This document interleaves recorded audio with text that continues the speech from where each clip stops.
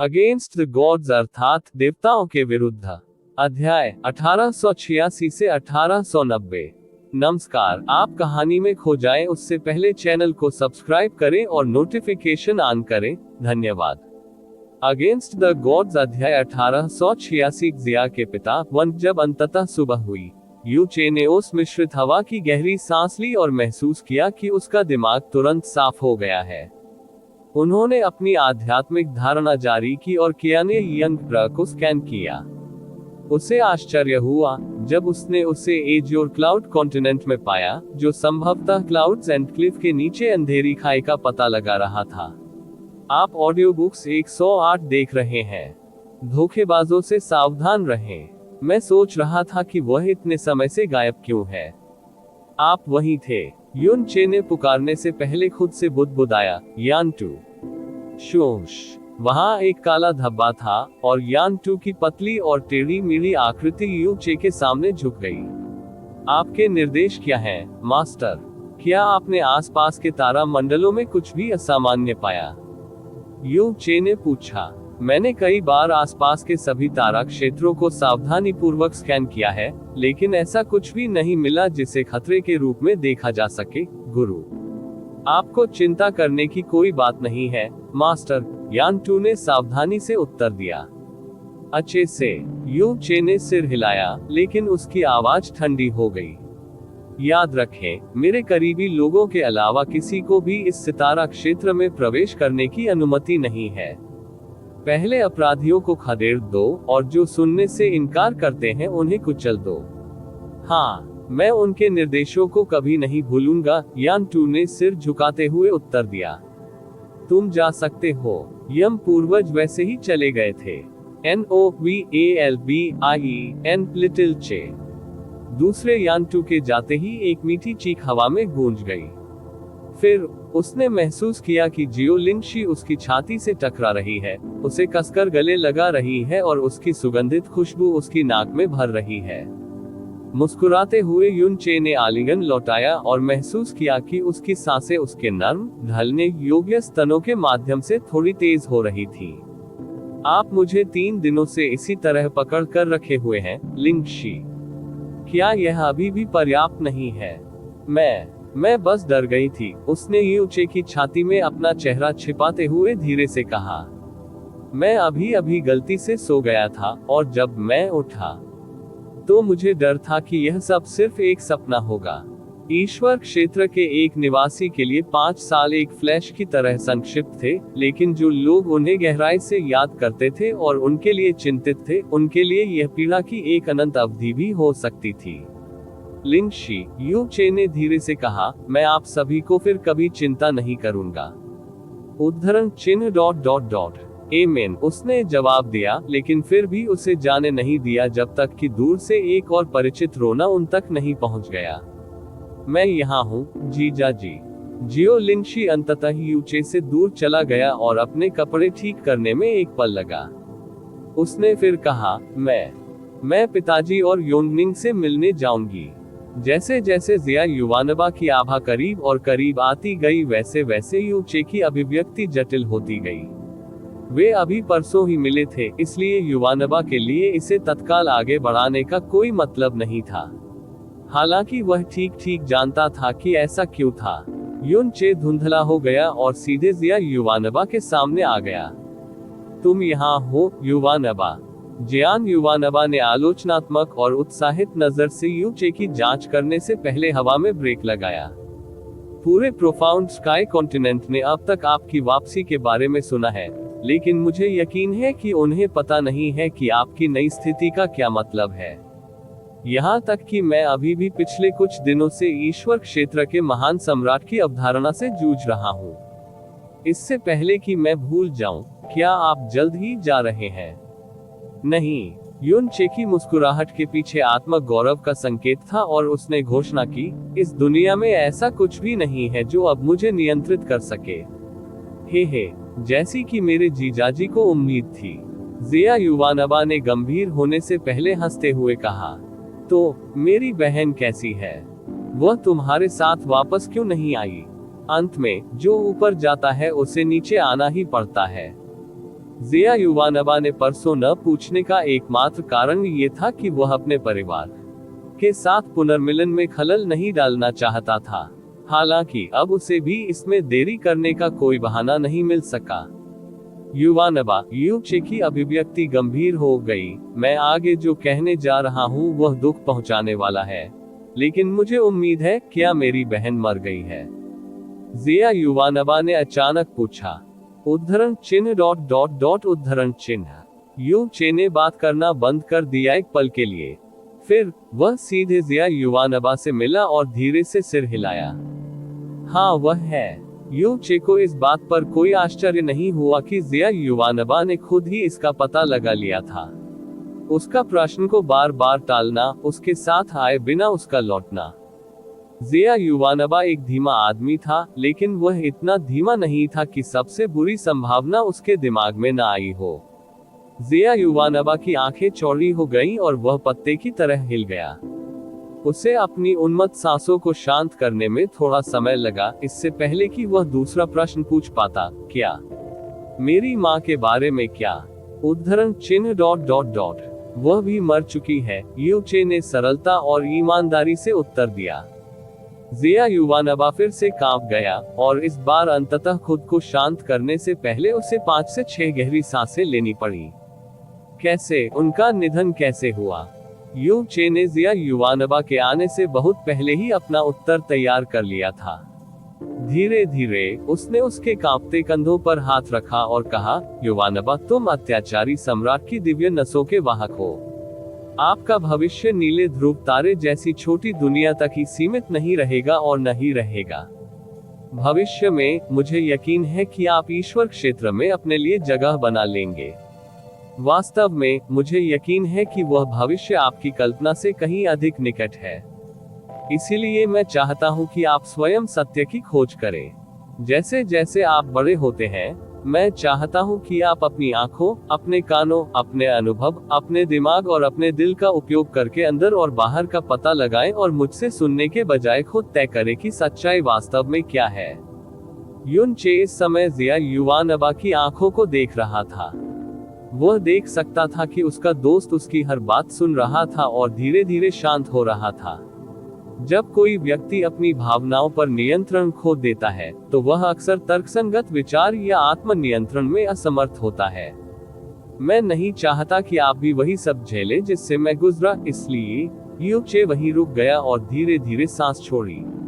अगर यूचे कोई और होता तो जिया युवानबा ने सलाह को पूरी तरह से नजरअंदाज कर दिया होता और दबाव डालता रहता।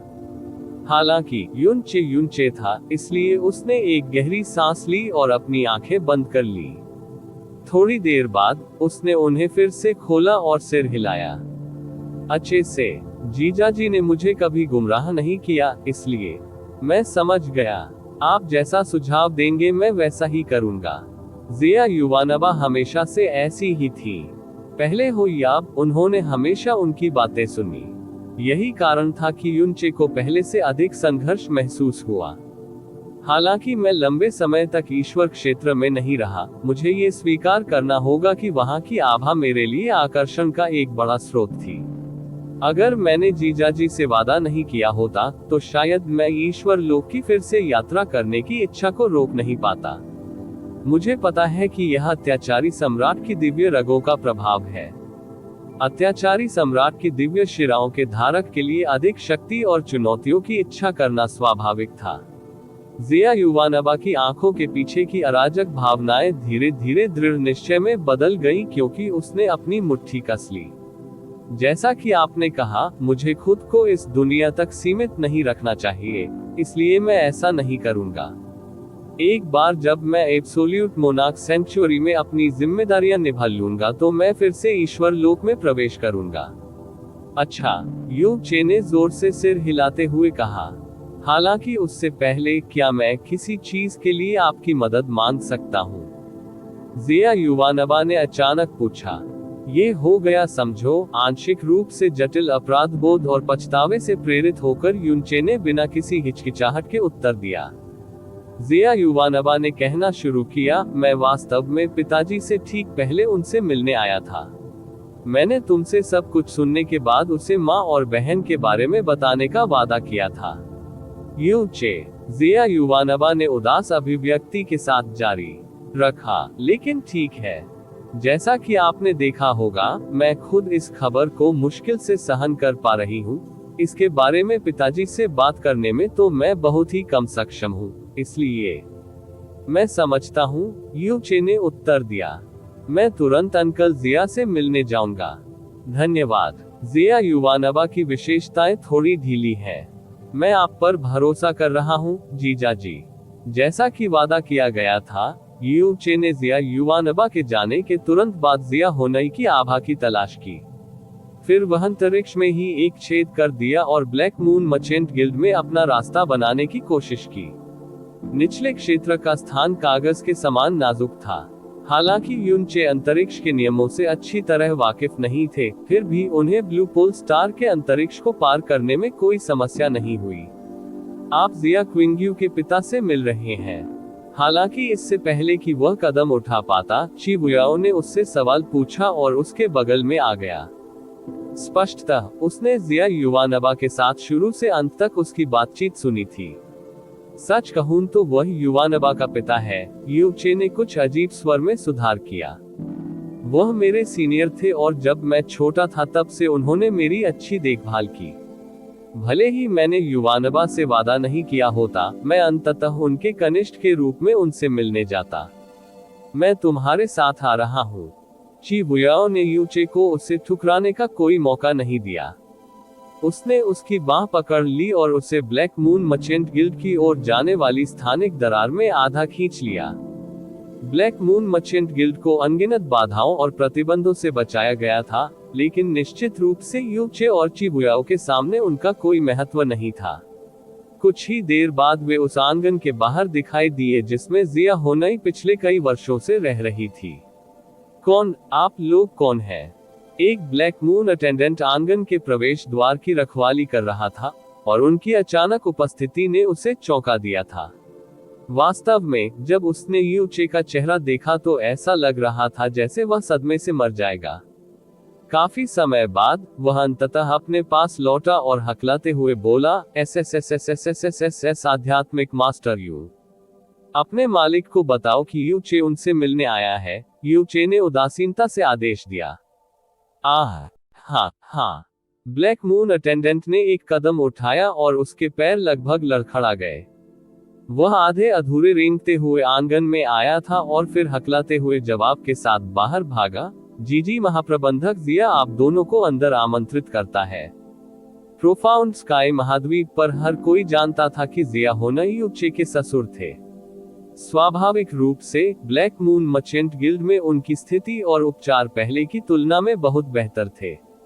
गुजरे वर्षों के बावजूद यू चे ने जिस तरह से उसे याद किया था, जिया होनई उससे बहुत अलग नहीं दिख रही थी।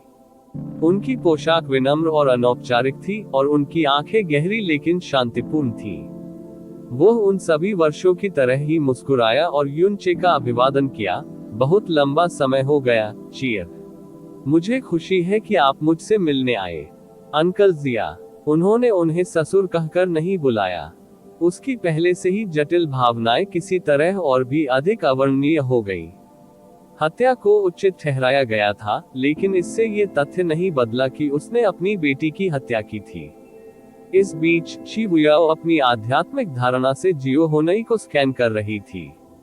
परिणाम ने उसे निराश और भ्रमित दोनों किया। जिया होनई पूरी तरह से एक औसत व्यक्ति थे। वास्तव में, अगर वह केवल उसकी शारीरिक बनावट और गहरी प्रतिभा के आधार पर उसका मूल्यांकन करती तो वह औसत से भी नीचे था। कैसे पृथ्वी पर उसके जैसे किसी व्यक्ति ने बर्फ से चमकते हुए कांच के दिल और 9 गहरे उत्तम शरीर के साथ एक चंद्र देवता सम्राट को बोया था। थोड़े समय के अभिवादन के बाद वे सभी अपनी अपनी सीट पर बैठ गए, लेकिन यू चे स्पष्ट रूप से जिया होनई का ज्यादा देर तक सामना नहीं करना चाहते थे, क्योंकि उन्होंने कहा, अंकल जिया, आपको सच बताऊं तो मैं यहाँ एक के साथ 2 शिकार करने आया हूँ पत्थर। मैं यहाँ आपसे मिलने और आपको कुछ चीजों के बारे में बताने आया हूँ। क्या ये किंग यू है? जिया होनई ने मुस्कुराते हुए पूछा। युवानबा ने कुछ साल पहले मुझे बताया था कि आप और वह ईश्वर क्षेत्र नामक सुदूर स्थान पर थे। हाँ, ये सही है। युन चे ने अपनी बात जारी रखने से पहले सिर हिलाया और कहा, मैं अंकल जिया को व्यक्तिगत रूप से बताना चाहता था कि वह 1 साल पहले ईश्वर लोक में मर गई थी। उद्धरण चिन्ह ... उद्धरण चिन्ह। जिया हुनई की अभिव्यक्ति स्तब्ध हो गई और उसकी आंखें अकथनीय भावनाओं से कांपने लगी। थोड़ी देर बाद उसने पूछा, कहाँ? क्यों? वह पूर्ण शुरुआत के ईश्वर क्षेत्र में शून्यता के रसातल नामक स्थान में गिर गई है। उसने अपने पीछे याद रखने लायक कोई शरीर या संपत्ति नहीं छोड़ी। यू चे शांत स्वर में समझाया, जो उसे भी थोड़ा अस्वाभाविक लगा। उसकी मृत्यु क्यों हुई? मेरा मानना है कि युवानबा आपको समय पर सब कुछ समझा देगी। जिया हुनई ने कई सांसों के लिए अपनी आंखें बंद कर ली। जब उसने उन्हें दोबारा खोला तो उसने कहा, मैं समझता हूँ। युन चे को कहने के अलावा कुछ भी नहीं सूझा। मुझे आपके नुकसान के लिए खेद है। जिया हुनई ने जवाब देने से पहले अपना सिर थोड़ा हिलाया। आप दोनों की शादी के बाद और किंग्यू आधिकारिक तौर पर फ्रोजन क्लाउड इमोर्टल पैलेस में शामिल हो गए, मुझे पहले से ही ऐसा महसूस हुआ कि हम दोनों पूरी तरह से अलग दुनिया में रह रहे हैं। यह एक पूरी तरह से अस्पष्ट लेकिन स्पष्ट भावना थी। और फिर भी ये सच था। क्या उसने एक अद्भुत जीवन जिया? उसने अचानक पूछा। यू चे ने चौंकते हुए सहज भाव से उत्तर दिया, हाँ। वास्तव में किसी भी महिला का जीवन उसके जैसा अद्भुत नहीं रहा।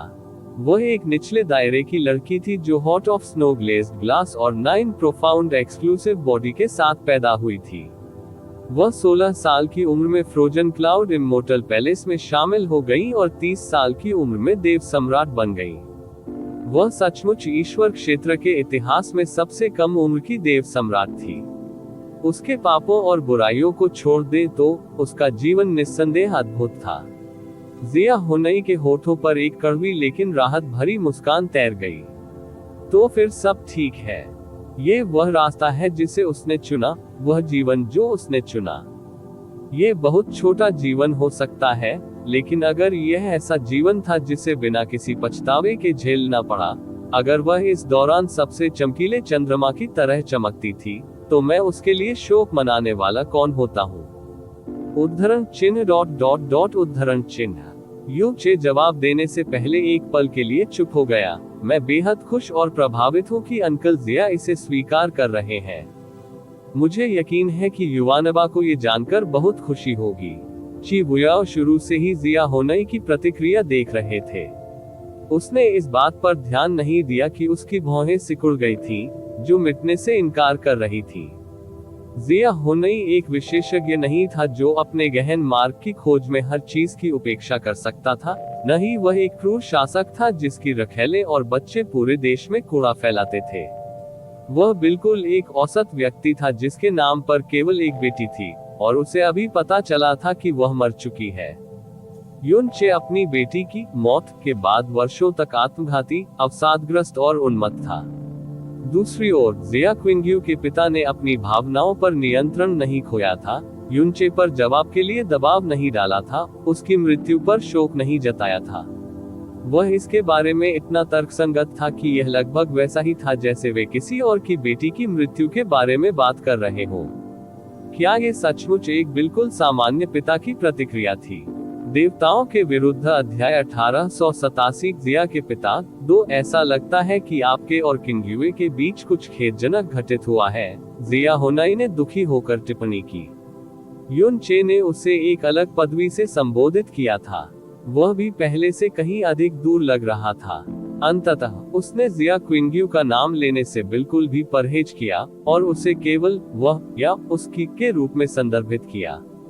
यह अजीब व्यवहार जिया युवानबा या जिया हुनई की नजर से बच नहीं सका। आप ऑडियो बुक्स 108 देख रहे हैं। धोखेबाजों से सावधान रहें। 5 साल पहले हमने अपनी शादी और रिश्ते को खत्म कर दिया क्योंकि हमारे विश्वास गलत थे। इसके अलावा उस समय की परिस्थितियों के कारण मैं अंकल जिया को इसके बारे में जल्दी सूचित नहीं कर सका। यू चे ने सबसे उदासीन और संयमित लहजे में समझाया। अच्छा ऐसा है। जिया होनई ने यूचे पर लंबी नजर डाली, लेकिन उस पर यह समझाने के लिए दबाव नहीं डाला कि गलत धारणाओं से उसका वास्तव में क्या मतलब है। इसके बजाय वह एक अलग विषय पर चले गए। चियर, मैं झूठ बोलूंगा अगर मैंने कहा कि मैं इस बारे में उत्सुक नहीं हूं कि वास्तव में आपके और किंगयू के बीच क्या हुआ, लेकिन मुझे पता है कि कुछ चीजें इतनी निजी होती हैं कि कोई बुजुर्ग भी उनके बारे में नहीं पूछ सकता, इसलिए मैं जीत गया। इसके बजाय मैं आपसे किसी अन्य मामले के बारे में पूरी सच्चाई बताने के लिए कहूंगा। यू चे को पता था कि वह किस बारे में पूछना चाहता है। पूछो अंकल जिया। 5 साल पहले जब आप ईश्वर क्षेत्र के लिए रवाना हुए थे, तो आपने स्पष्ट रूप से युवानबा को बताया था कि किंगयू ने उसे ढूंढ लिया है, उसकी माँ। क्या ये सच था? पहली बार जिया होनई की आवाज में हल्की सी कंपन हुई। यू चे ने बिना किसी हिचकिचाहट के सिर हिलाया। ये सही है। वास्तव में दुर्घटनावश उसे ईश्वर क्षेत्र में टेलीपोर्ट किए जाने के कुछ समय बाद ही उसने उसे ढूंढ लिया। तब से वह उनके साथ रही। जिया होनई अनजाने में आगे की ओर झुक गया, जैसे कि उसे एक भी शब्द छूटने का डर हो। उसका स्वरयंत्र लगातार कांपने लगा और उसकी शांतिपूर्ण दृष्टि अचानक अव्यवस्थित हो गई। क्या वह ठीक कर रही है? चिबुयाओ। आत्मनियंत्रण की अचानक हानि, दिल की धड़कन जो किसी भी क्षण उसकी छाती से बाहर निकल सकती है। उसने अभी तक यू वगो के दुर्भाग्यपूर्ण निधन का उल्लेख भी नहीं किया था, लेकिन जिया होनई की प्रतिक्रिया पहले से ही लाखों गुना अधिक थी। युन चे की आंखों में आश्चर्य चमक उठा, लेकिन उसने सच बताना जारी रखा। दुर्भाग्य से 8 साल पहले ही उसकी मृत्यु हो गई। भनभनाना 1 सेकंड के लिए ऐसा लगा जैसे किसी ने जिया होनई के दिल पर हथौड़ा ला दिया हो।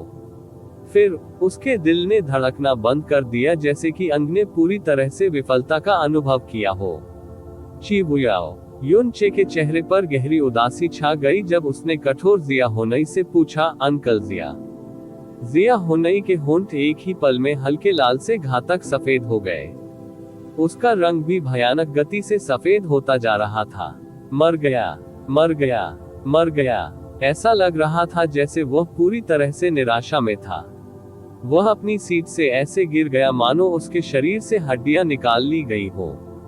युन चे ने तुरंत गहरी ऊर्जा के हल्के झोंके से उसे पकड़ लिया। उन्होंने बूढ़े व्यक्ति के ढहते मन को शांत करने के लिए उसके शरीर में कुछ आत्मिक ऊर्जा भी इंजेक्ट की। अंकल जिया, वह 8 साल से परम आनंद की दुनिया में है। कृपया बहुत दुखी न हो, युन चे ने सांत्वना दी। वह अभी भी नहीं जानता था कि यू वगो को कैसे संबोधित किया जाए, इसलिए उसने कोशिश नहीं की।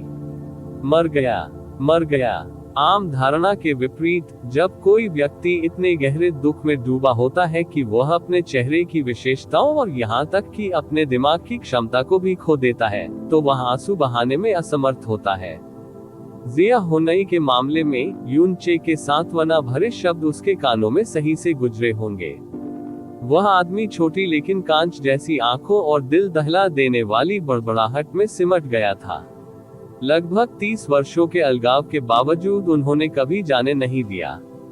उसका दुख और कष्ट कभी कम नहीं हुआ था, केवल एक शांत और सुरुचिपूर्ण सहनशीलता के पीछे छिपा हुआ था। चिबुयाओ की शैतानी आंखें काली हो गईं, और जिया होनई के दिमाग को बलपूर्वक वापस एक साथ रख दिया गया। फिर भी वह उस चौंकाने वाले दुख के बारे में कुछ नहीं कर सकती थी जो उसके अंदर को तबाह कर रहा था। जब जिया होनई की आंखों का ध्यान फिर से केंद्रित हो गया और भावनाएं उसके चेहरे की विशेषताओं पर वापस आ गईं, तो आंसू अनियंत्रित रूप से बहने लगे। उस आदमी ने जल्दी से अपना आसन सीधा किया और अपनी शक्ल छुपाने के लिए दूसरी ओर देखने लगा।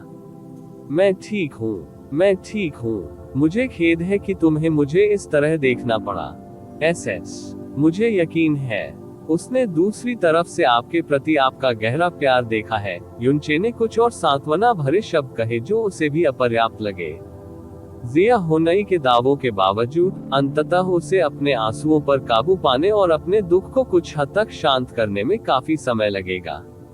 बाद में एक लंबी गहरी सांस लेते हुए उन्होंने पूछा, क्या आप मुझे बता सकते हैं कि उनका निधन क्यों हुआ? चियर, खुद को नियंत्रित करने की तमाम कोशिशों के बावजूद उनकी आवाज लगातार जोर जोर से कांपती रही।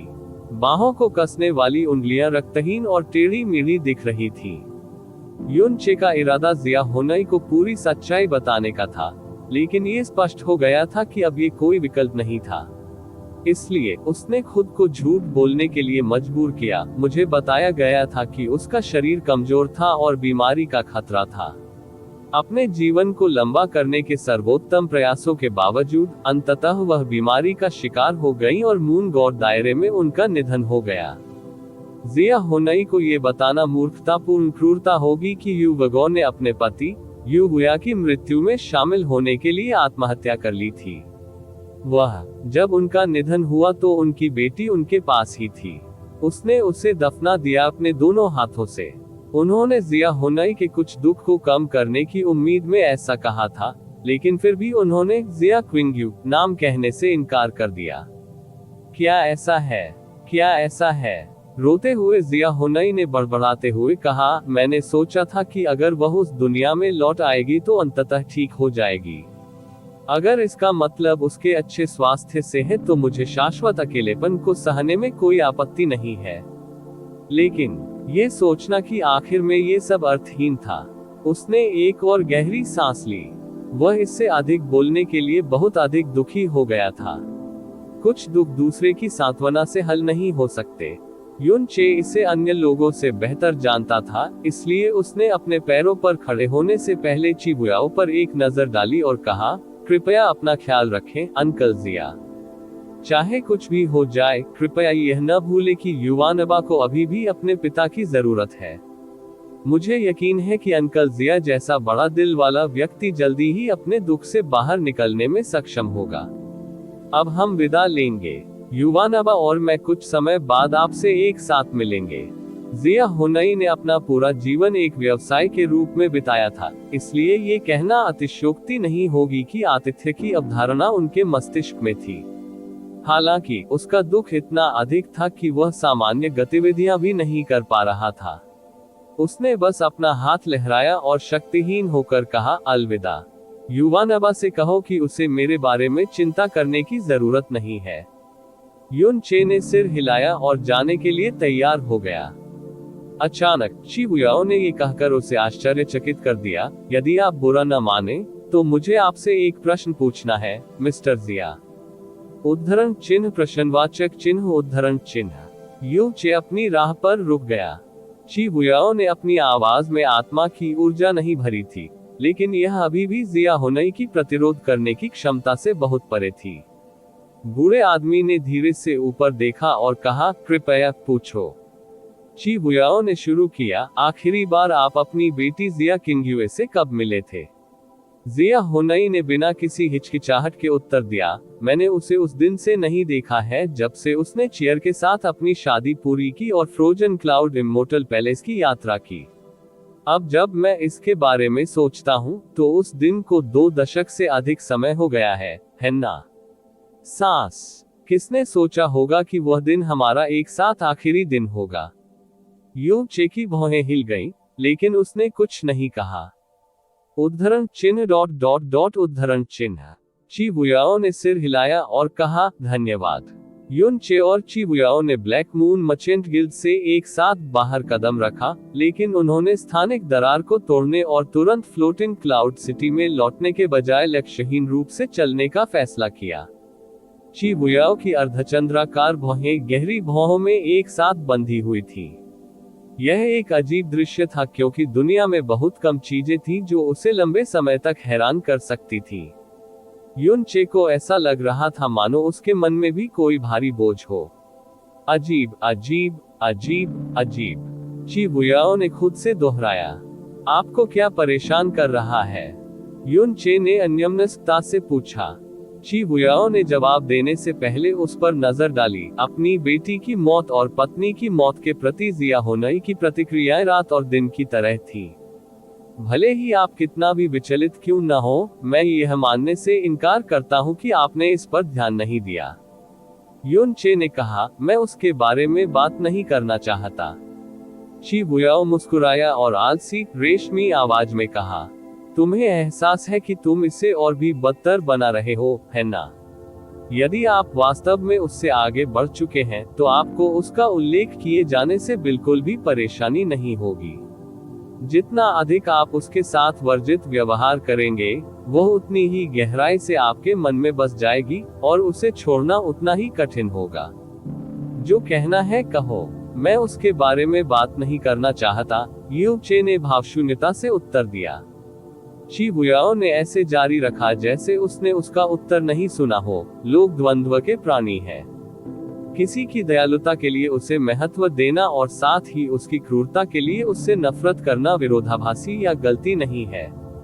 युन चे ने अपनी कनपटी पर मालिश की और असहाय स्वर में उत्तर दिया, आप इसे फिर से कर रहे हैं। हालांकि सब कुछ समाप्त हो गया था, जिया क्विंग्यू ने ची बुयाओ के दिमाग में जगह बनाना जारी रखा। यू चे यह अच्छी तरह से जानता था।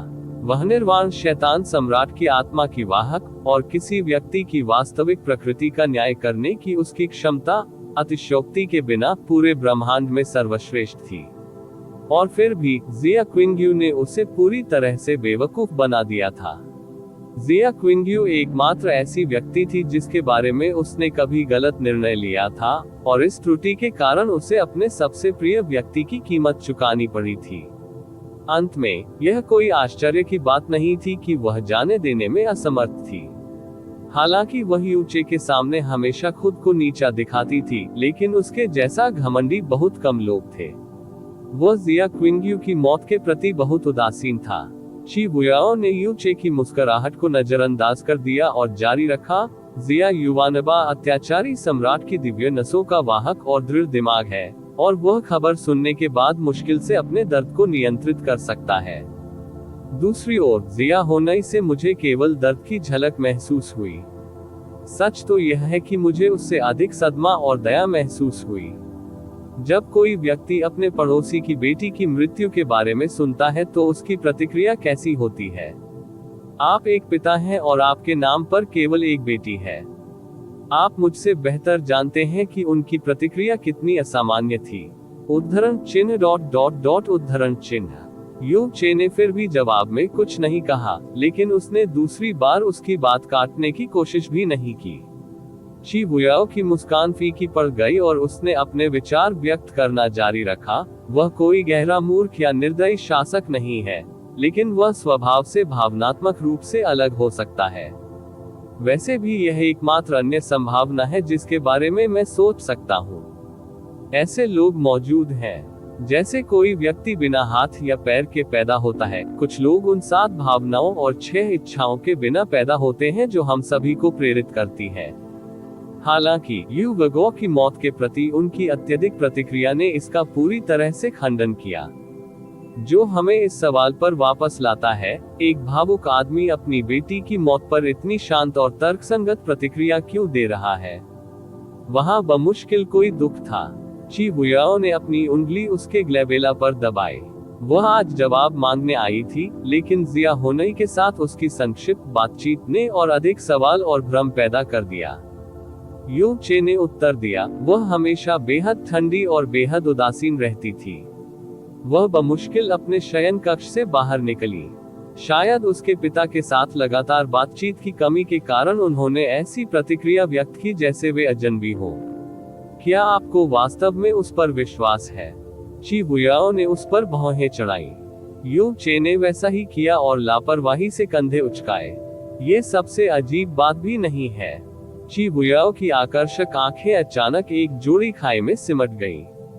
पिछली रात मैंने जिया क्विंग्यू के बारे में चू यूचेन से बात की और इस ग्रह पर उसके जीवन के बारे में जानने के लिए मूल रूप से सब कुछ सीखा। और यू चे ने ची बुयाओ की ओर देखा। वह समझ सकता था कि यह वास्तव में किसी कारण से उसे परेशान कर रहा था। क्या आपको अभी भी याद है कि जिया क्विंग्यू को गहन तरीके से खेती करने का जुनून क्यों था? ची बुयाओ ने पूछा। हाँ, यू चे ने उत्तर दिया।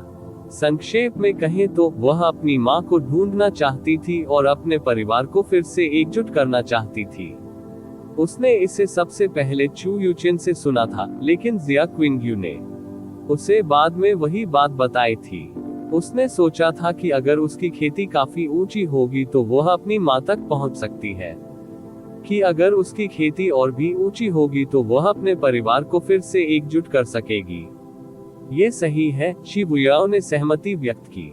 ये हमें बताता है कि वह एक ऐसी महिला थी जो पारिवारिक संबंधों को गहराई से महत्व देती थी। कम से कम वह ऐसी व्यक्ति थी जिसने एक ऐसी मां की तलाश करने के लिए अपना सब कुछ दे दिया जिसे वह बमुश्किल याद करती थी। यूचे, उस मूल्य के बराबर वजन तुम्हारे लिए उसका प्यार था।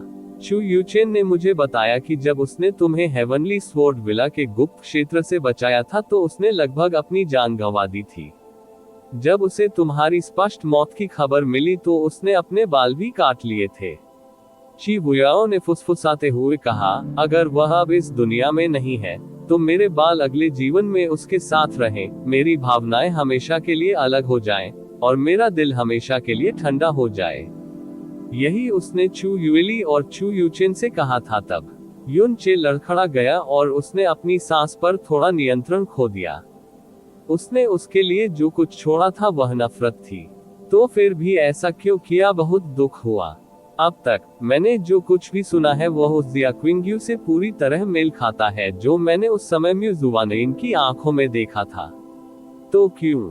शिबुयाओ एक सेकंड के लिए रुकी और पहले से कहीं अधिक गहरी भौहें चढ़ाए। एक महिला जो प्यार और पारिवारिक बंधनों को इतना महत्व देती है, वह तुमसे शादी करने और फ्रोजन क्लाउड इमोर्टल की यात्रा करने के बाद एक बार भी अपने पिता से मिलने क्यों नहीं गई? महल एक, ये पूर्वाभास सबसे पहले अध्याय 239 में दिखाई देता है। जैसा कि एनीमे में इसका अत्यधिक उपयोग किया जाता है, प्राचीन काल से किसी के बाल काटना एक बहुत ही प्रतीकात्मक चीज है। देवताओं के विरुद्ध अध्याय 1888, अतीत का एक अचिन्हित चंद्रमा, यह उन चीजों में से एक थी जिसे उसने या तो अनजाने में नजरअंदाज कर दिया था या अतीत में कभी ध्यान नहीं दिया था। शायद इसीलिए चिबुयाओ द्वारा इसे सतह पर गिराने के बाद यह विशेष रूप से चौंकाने वाला लगा।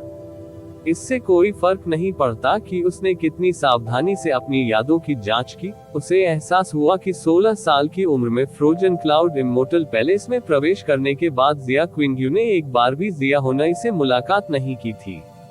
आप ऑडियो बुक्स 108 देख रहे हैं। धोखेबाजों से सावधान रहें। ऐसा नहीं था कि उसे कभी अपने संप्रदाय से बाहर निकलने का मौका नहीं मिला था।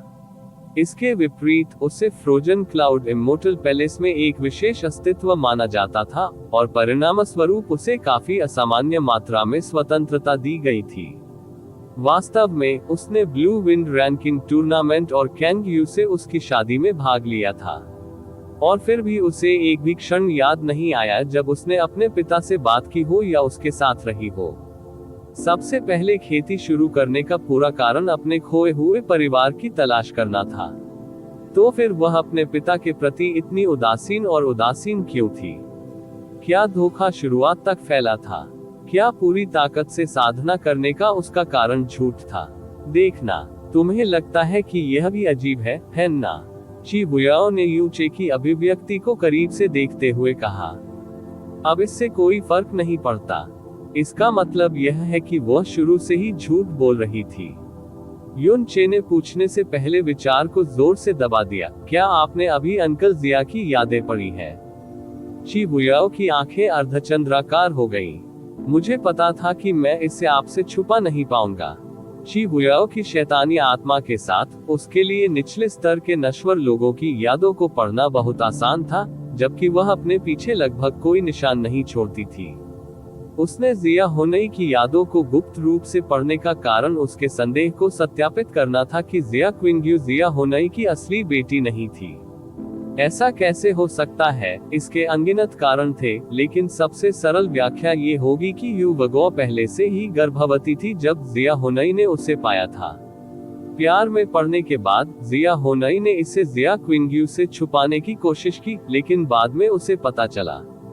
वह सब कुछ समझा देगा। इससे उसका संदेह हमेशा के लिए दूर हो जाएगा।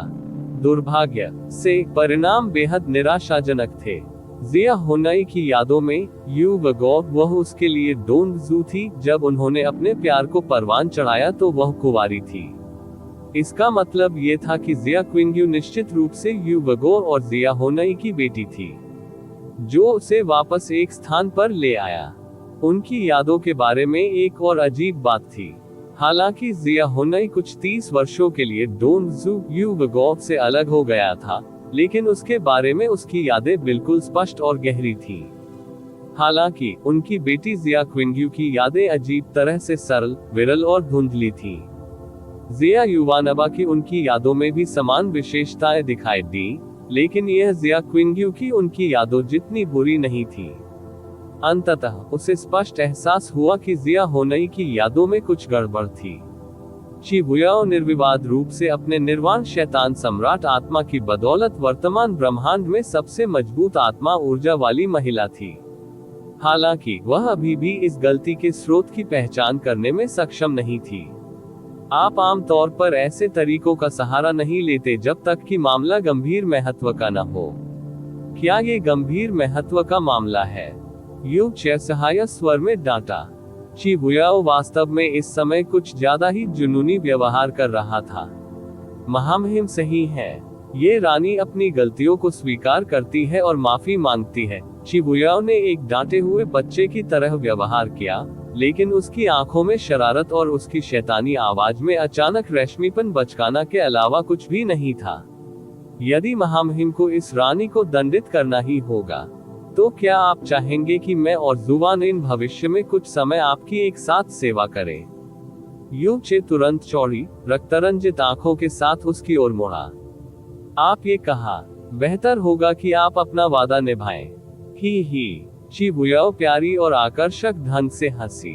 चिंता न करें महाराज, मैं छोटी जुवानिन को समर्पण करने के लिए कम से कम 200 तरीके जानता हूँ। शुरुआत के लिए वह कमजोर है। अचानक ब्लैक मून मर्चेंट गिल्ड के सामने टेलीपोर्टेशन फॉर्मेशन चमका और एक जोड़ा केंद्र से बाहर चला गया। शिबुयाओ ने तुरंत बात करना बंद कर दिया। रुकावट से परेशान होकर यू चे ने उन बिन बुलाए मेहमानों की ओर घूर कर देखा, जो जाने पहचाने चेहरे थे। बाईं ओर का व्यक्ति ब्लैक मून का स्वामी जेडजी था। दाहिनी ओर की महिला क्वे फैंगई थी, जो सुप्रीम ओशन पैलेस के समुद्र की पूर्व संप्रभु थी। जब जेडजी ने यूनचे को देखा, तो उसकी चेहरे पर आश्चर्य की झलक दिखी और फिर वह धीरे धीरे अपने घुटनों के बल बैठ गया। जेडजी आध्यात्मिक गुरु यून का स्वागत करते हैं। मैं, ब्लैक मून, आध्यात्मिक गुरु की उपस्थिति का आनंद लेने के लिए असीम रूप से सम्मानित महसूस कर रहा हूँ। उन्हें एक दूसरे को देखे हुए कई साल हो गए थे।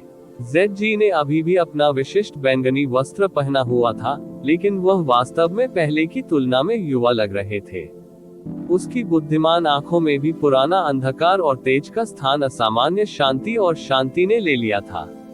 जहां तक क्वा फेगई का सवाल है, क्यू फेगई ने जेडजी के साथ ही घुटने टेके थे, लेकिन उसने यूचे पर एक नजर डालने के लिए जल्दी से अपना सिर थोड़ा ऊपर उठाया।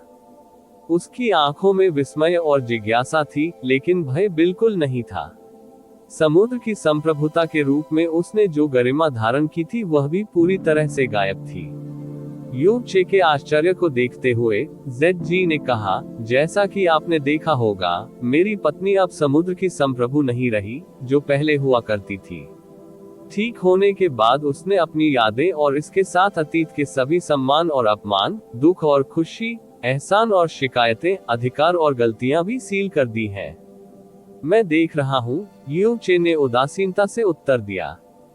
क्वा फेगई ने ये कहने से पहले गहराई से झुकते हुए कहा, हो सकता है कि मेरे पास मेरी पिछली यादें न हो, लेकिन मेरे पति ने मुझे आपकी क्षमा और बचाव के बारे में बताया है। जब तक मैं जीवित हूँ, मैं इस उपकार को कभी नहीं भूलूंगा। जैसे ही उसने ये कहा, वह जेडजी की ओर झुक गई, जैसे कि ये दुनिया की सबसे स्वाभाविक चीज हो। यह एक प्रकार की अंतरंगता और निर्भरता थी जो किसी के दिल की गहराइयों से आती थी। जेडजी ने अपनी पत्नी को इतनी प्यार भरी और सौम्य नजर से देखा कि वह लगभग नग्न आंखों से दिखाई दे रही थी। मैंने कभी नहीं सोचा था कि ये साल हमारे जीवन के सबसे खुशी और सबसे शांतिपूर्ण दिन होंगे, लेकिन वे थे। मैंने अपनी पत्नी को इतना निश्चिंत और चिंता मुक्त कभी नहीं देखा। मुझे उसके वर्तमान व्यक्तित्व का हर पहलू पसंद है, चाहे वह अच्छा हो या बुरा। मैं उनसे इतना प्यार करता हूं कि मैं वास्तव में अब अतीत में लौटना नहीं चाहता। क्या सुप्रीम ओशन पैलेस, क्या ब्लैक मून मर्चेंट गिल्ड, ये सोचने के लिए कि मुझे अब केवल यह एहसास हुआ है कि उनका भविष्य और उनसे जुड़ाव उतना मायने नहीं रखता जितना मैंने सोचा था। जेड की मुस्कान हल्की और सहज थी। कभी कभी मैं अतीत की ओर देखता हूँ और अपनी मूर्खता पर पछताता हूँ। ये सोचना कि मैंने अपनी आधी जिंदगी मेहनत की है, बिना ये सोचे कि मैं जो चाहता था वह वास्तव में इतना आसान था। यू चे ने सिर हिलाया। मुझे खुशी है कि तुम दोनों को सच्ची खुशी मिली है। हालांकि यह थोड़ी शर्म की बात है कि यहीं पर आपकी दोनों की उदंतियां समाप्त हो गई। हा हा हा हा, जेड जी थोड़ा हंसे। जिस क्षण से आप आरोहित हुए आध्यात्मिक गुरु यू, सभी किंवदंतियों का अस्तित्व समाप्त हो गया। गहरे आकाश महाद्वीप पर 4 पवित्र मैदान हुआ करते थे। सन मून डिवाइन हॉल और माइट हेवन स्वॉर्ड क्षेत्र को नष्ट कर दिया गया था। एब्सोल्यूट मोनार्क सेंचुरी जिया युवानबा के नियंत्रण में आ गया था और सुप्रीम ओशन पैलेस एकांतवास की स्थिति में प्रवेश किया। Absolute Monarch Century, Frozen Cloud, Immortal Palace और डिवाइन फीनिक्स सेक्ट इस महाद्वीप पर बचे एकमात्र पवित्र मैदान बनने में शायद ज्यादा समय नहीं लगेगा। ये थोड़ा दुखद अंत है ना? ब्लैक मून मर्चेंट गिल्ड के उनके पीछे होने के बाद चिबुयाओ फुसफुसाए। वास्तव में नहीं, लेकिन यह आपको कुछ चीजों के बारे में सोचने पर मजबूर करता है, युनचे ने कहा। कुछ लोग, वास्तव में बहुत से लोग मरने तक कभी नहीं जान पाते कि वे वास्तव में क्या चाहते हैं। उस मामले में आपको क्या लगता है कि जिया क्विंग्यू वास्तव में क्या चाहता है? चिबुयाओ ने पूछा। उद्धरण चिन्ह ... उद्धरण चिन्ह। इस बिंदु पर युनचे हार मान चुका था और केवल अपनी आंखें घुमा सकता था। आप ब्लू पोल स्टार पर कब तक रहने की योजना बना रहे हैं? चिबुयाओ ने अंततः उसे चिढ़ाना बंद कर दिया और एक कम सारगर्भित प्रश्न पूछा।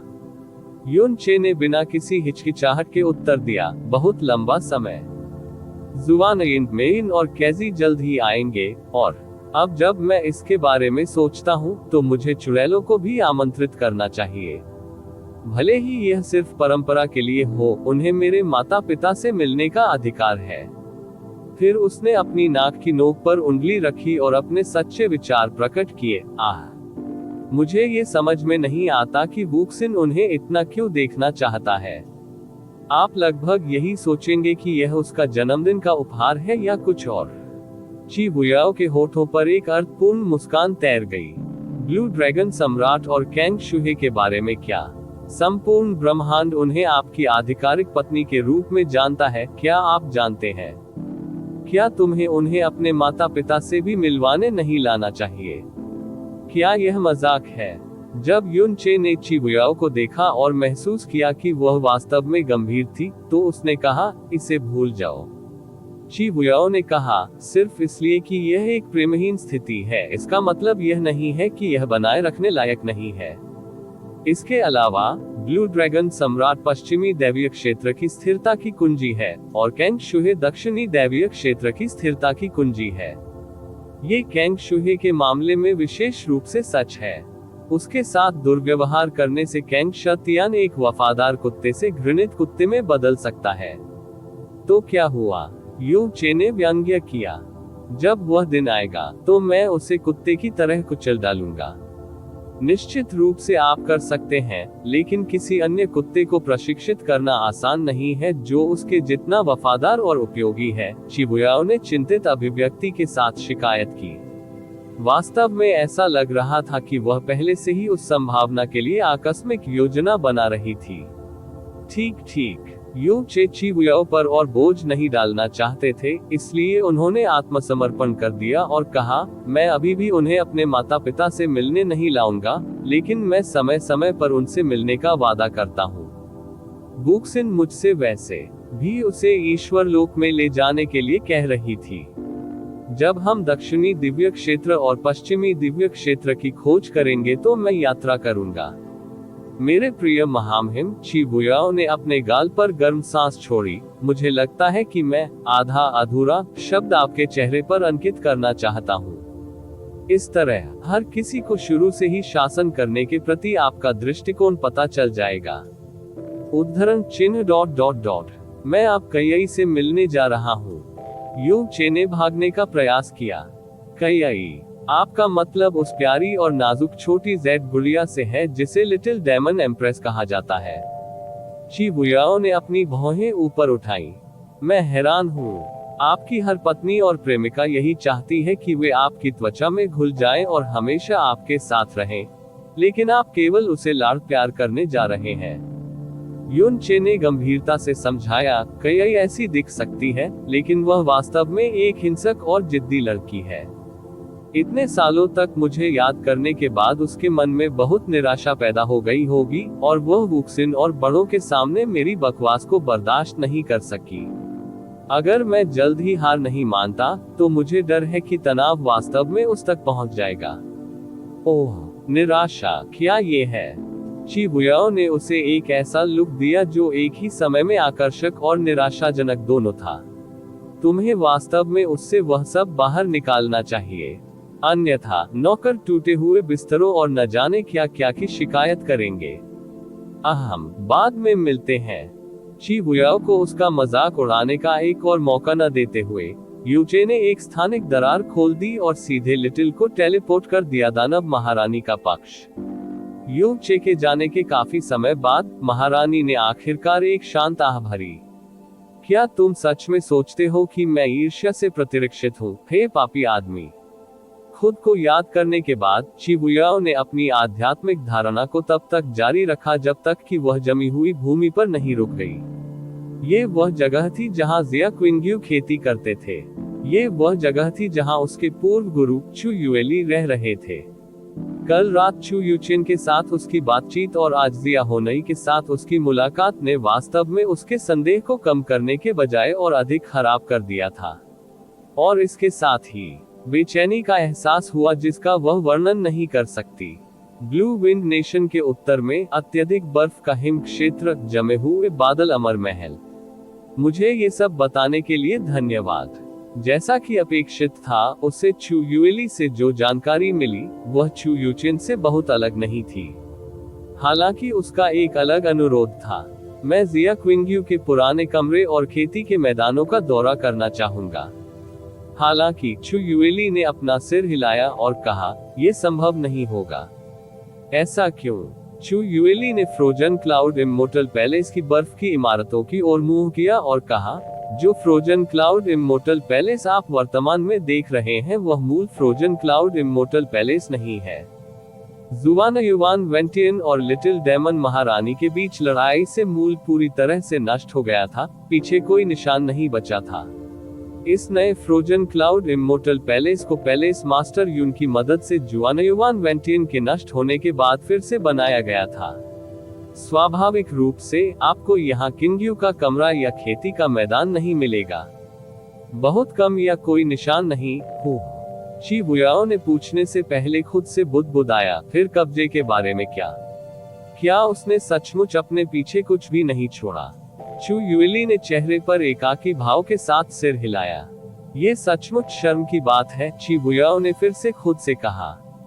कुछ समय बाद शिबुयाओ फ्लोटिंग क्लाउड सिटी में लौट आया, लेकिन जियो कबीले के पास जाने के बजाय उसने एक लंबे समय से खाली आंगन की ओर यात्रा की। यह जिया क्विंग्यू और जिया युवानबा का जन्म स्थान, जिया परिवार का निवास स्थान था। जिया होनई के ब्लैक मून मर्चेंट गिल्ड में चले जाने के बाद से यह जगह ज्यादातर खाली रह गई थी। इसकी सुरक्षा केवल एक या दो मध्यम आयु वर्ग के नौकरों द्वारा की जाती थी जो शुरुआती दिनों से जिया होनई का अनुसरण करते थे। एक बेकार नौकर को उसके जीवन का सबसे बड़ा झटका तब लगा जब शिबुयाओ अचानक आकाश से प्रकट हुआ। वह चिल्लाया, कौन है? उसकी आवाज अचानक उसके गले में अटक गई। फिर उसकी अभिव्यक्ति भी गूंगे शून्यता में बदल गई। शिबुयाओ ने नौकर की ओर चलते हुए आसपास का निरीक्षण किया। उसने पूछा, मुझे बताओ, जिया क्विंग्यू का शयन कक्ष कौन सा कमरा था? नौकर ने चुपचाप अपना हाथ उठाया और सबसे अंदर वाले शयन कक्ष की ओर इशारा किया। महारानी की छवि धुंधली हो गई और वह दरवाजे को छुए बिना कमरे के अंदर दिखाई दी। वहां एक उच्च गुणवत्ता वाला ओक का बिस्तर था जिसके ऊपर गहरे बैंगनी रंग का पारदर्शी पर्दा लटका हुआ था। वहां मेजें और कुर्सियां थी जो एक ही लकड़ी से बनी थी। साज सज्जा के लिए एक कांस्य दर्पण और एक मजबूती से बंद कैबिनेट थी। वो खाली था, वही सब कुछ था। वहां न कपड़े थे, न सफाई के उपकरण, न चाय के सेट, न आभूषण, न सौंदर्य प्रसाधन, कुछ भी नहीं। उसे यहाँ किसी के रहने का निशान भी नहीं मिला। उसने नौकर की आत्मा चुरा ली थी, इसलिए इसकी कोई संभावना नहीं थी कि वह उससे झूठ बोल सकता। ये निश्चित रूप से जिया क्विंग्यू के 16 वर्षों तक उसका शयन कक्ष था जब तक वह चली नहीं गई। क्या जिया क्विंग्यू सचमुच अपने जाने के बाद सब कुछ अपने साथ ले गई? ची बुयाओ ने जिया परिवार के आंगन को छोड़ दिया और आकाश में बहुत ऊपर तैरने लगी, जहां उसे देखा नहीं जा सका। वहां वह काफी देर तक चुप रही। उसने अपने जन्मस्थान पर कुछ भी नहीं छोड़ा था। उसने मूल फ्रोजन क्लाउड इमोर्टल पैलेस में कुछ भी नहीं छोड़ा था, क्योंकि यह लिटिल डेमन एम्प्रेस और जुआन युवान वेंटियन की लड़ाई से नष्ट हो गया था। चंद्रमा देव क्षेत्र इस समय वस्तुतः ब्रह्मांडीय धूल था। ये सोचना कि मृत जिया क्विंग्यू इस दुनिया में अपने पीछे कोई भी निशान नहीं छोड़ेगी। मान लिया जाए कि उसकी यादें मिटा दी गईं, तो हो सकता है कि वह पहले अस्तित्व में ही न रही हो। मैं हार मानता हूँ। काफी समय बाद शिबुयाओ ने अंततः एक शक्तिहीन फुसफुसाहट छोड़ी। वो मर गई। हर चीज उतनी ही अच्छी है जितनी वह हो सकती है। इतनी निरर्थक चीज पर गौर करने की कोई जरूरत नहीं है। वह रहस्य जिसे उजागर करने के हर प्रयास के साथ वह और भी गहरा होता जा रहा था, वह स्पष्ट बेचैनी जो उसके दिल में असहजता से घर कर रही थी। वह हार मान गई। एक जमे हुए बादल अमर महल को अध्याय 845 लहराती अराजक लपटे में नष्ट कर दिया गया था। यह एक पूर्वाभास भी है जिसे मैंने उस समय पीछे छोड़ दिया था। देवताओं के विरुद्ध अध्याय 1889। घर की खुशी चिबियाओं ने भले ही महारानी की उपाधि धारण कर रखी हो, लेकिन वह वास्तव में एक सम्राट की जिम्मेदारियां निभा रही थी। परिणाम स्वरूप ब्लू पोल स्टार पर रहने के 2 महीने बाद ही उसे ईश्वर लोक में लौटना पड़ा। उसने अनिच्छुक कियाने यंग र को भी अपने साथ खींच लिया। आप ऑडियो बुक्स 108 देख रहे हैं। धोखेबाजों से सावधान रहें। आखिरकार अब वह समय आ गया है जब ब्रह्मा सम्राट क्षेत्र को कियाने यंग र की सबसे अधिक आवश्यकता थी। यूचे निश्चित रूप से ब्लू पोल स्टार पर पीछे रह गया था और हर दिन प्रोफाउंड स्काई कॉन्टिनेंट और इल्यूसरी डेमन दायरे के बीच आगे पीछे यात्रा करने में बिताता था। कभी कभी वह एज्योर क्लाउड महाद्वीप पर क्लाउड एनक्लेव के नीचे अंधेरे स्थान की यात्रा करता था और आपके साथ विधर्मी भगवान की दर्दनाक निराशाजनक पसंद को याद करता था।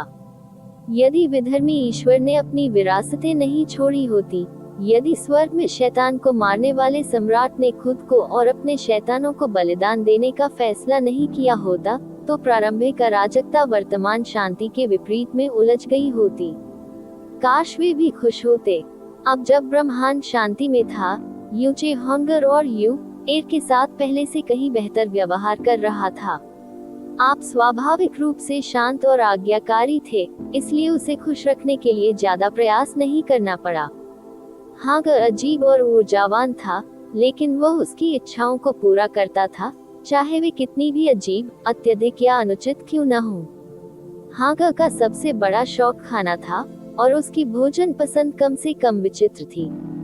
इससे भी अधिक विचित्र तथ्य ये था कि जिस दिन वह उसे मिला था, उसके बाद से वह 1 ग्राम भी मोटी या 1 दिन भी बड़ी नहीं हुई थी।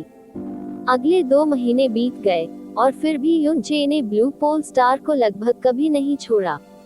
अधिकांश ईश्वर क्षेत्र के गहन अभ्यासियों ने निचले क्षेत्रों में लंबे समय तक रहने का तिरस्कार किया, लेकिन यूचे हर दिन पूरी तरह से जीते थे, जैसे कि वह उन दर्दनाक वर्षों के दौरान खोए गए सभी समय की भरपाई करने की कोशिश कर रहे थे। समय समय पर चिबुयाओ उसे एक ध्वनि प्रसारण भेजती थी और विभिन्न महत्वपूर्ण मामलों में उसकी बुद्धिमत्ता का अनुरोध करती थी, लेकिन यूचे हमेशा जवाब देती थी कि उसे सिर्फ अपने सर्वोत्तम निर्णय का उपयोग करना चाहिए। बेशक चिबुयाओ ने भविष्यवाणी की थी कि ऐसा होगा, लेकिन सिर्फ इसलिए कि उसकी प्रतिक्रिया पूर्वानुमानित थी इसका मतलब यह नहीं है कि प्रक्रिया को छोड़ना सही था। एक तो ये वह सम्मान था जिसका सम्राट यून हकदार था, और दूसरा, वह नहीं चाहती थी कि वह ये भूले कि वह अभी भी ईश्वर क्षेत्र का महान सम्राट था। Divine Phoenix Empire, Phoenix Perching Valley. Phoenix Perching Valley नाम पूरे प्रोफाउंड स्काई महाद्वीप में जाना जाता था क्योंकि यह स्वयं फीनिक्स देवी की साधना भूमि और ध्यान स्थान था। गहन अभ्यासकर्ताओं की नज़र में, विशेष रूप से वे जो दिव्य फीनिक्स साम्राज्य से थे, यह एक पवित्र भूमि थी जिसकी दूर से पूजा की जा सकती थी, लेकिन कभी संपर्क नहीं किया जा सकता था। आज एक युवा महिला कथित रूप से दुर्गम पवित्र भूमि पर उतरी थी। युन वुक्सिन अब पूरी तरह से वयस्क महिला थी। उसका चेहरा अद्वितीय था, उसकी त्वचा पहली बर्फ की तरह थी, और उसका रूप ऐसा लग रहा था जैसे उसे सफेद जैद से बनाया गया हो। उनकी हर अभिव्यक्ति कला की तरह ही सुरम्य थी। उसने लंबी आस्तीन वाली एक सादे लेकिन सुरुचिपूर्ण सफेद पोशाक पहनी थी। एक साधारण बेल्ट उसकी कमर के पतलेपन और उसकी छाती की परिपूर्णता को रेखांकित करती थी। आकाश में लटकते शाश्वत लाल बादलों और फीनिक्स पर्चिंग घाटी की हरी घास से टकराती गर्म हवा ने युवती को एक अलौकिक अमर का रूप दे दिया। ये बताना असंभव था कि क्या यह उस भूमि का सुरम्य दृश्य था जो उसकी अद्वितीय सुंदरता को निखारता था, या इसके विपरीत। यू वुक्सिन हर महीने एक बार अपने गुरु फैंग जुएर से World Ode of the Phoenix की खेती के संबंध में परामर्श करने के लिए यहाँ आती थी। हालांकि जैसे ही वह पहुंची, उसने देखा कि कुछ गड़बड़ थी। आग आम तौर पर एक हिंसक और उत्तेजित तत्व थी, लेकिन आज वह इतनी शांत थी कि ऐसा लग रहा था मानो वह किसी चीज से डर रही हो। क्या पिताजी यहाँ हैं? यू वुक्सिन ने खुद से फुसफुसाया और अपने पिता की आभा को पहचानने की कोशिश की, लेकिन कोई फायदा नहीं हुआ। ऐसा शायद इसलिए था क्योंकि यह एक बैरियर के पीछे छिपा हुआ था। उसे बहुत दूर तक नहीं चलना पड़ा जब उसके पिता और उसके गुरु की आभा अचानक उसकी आध्यात्मिक धारणा के भीतर प्रकट हो गई। जैसा कि उसने अनुमान लगाया था, एक बाधा ने उसकी आभा को छुपा दिया था। उसने अनुमान नहीं लगाया था कि बैरियर ने एक निश्चित शोर भी छुपाया था जिसने उसे तुरंत उसकी पटरियों पर जमा दिया था। वो वुक्सिन यहाँ है मम, हम उससे बाद में निपट सकते हैं। आपके पास ऐसा क्यों है?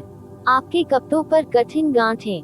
मैं बस उन्हें अलग करने जा रहा हूँ। नहीं, वह सिस्टर कैंग्यू की है मम। ओह, ये पहली बार नहीं था जब वह इस तरह से किसी चीज में फंसी थी। दरअसल उसे इसकी लगभग आदत हो गई थी। लगभग जब वह विपरीत दिशा में भागी तो उसके गाल सेब की तरह गुलाबी हो गए।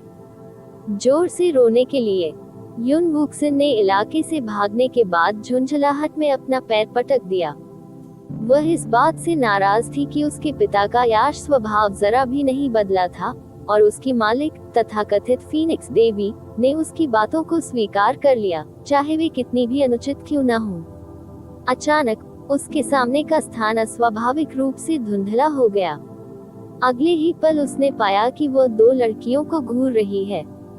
उसके बाईं ओर की लड़की ने काली शर्ट और स्कर्ट पहनी थी जो उसके काले बालों और आंखों की पुतलियों से बिल्कुल मेल खा रही थी। उसका चेहरा इतना अलौकिक था कि ऐसा लगता था जैसे वह इस धुंधले नश्वर कुंडल से संबंधित नहीं है। जब वह मुस्कुराती थी तो उसकी आंखें अनंत रातों की एक जोड़ी की तरह महसूस होती थी, जो दुनिया की सभी आत्माओं को अनंत काल तक डुबो सकती थी। उसके दाहिनी ओर की नाजुक लड़की और भी छोटी लग रही थी।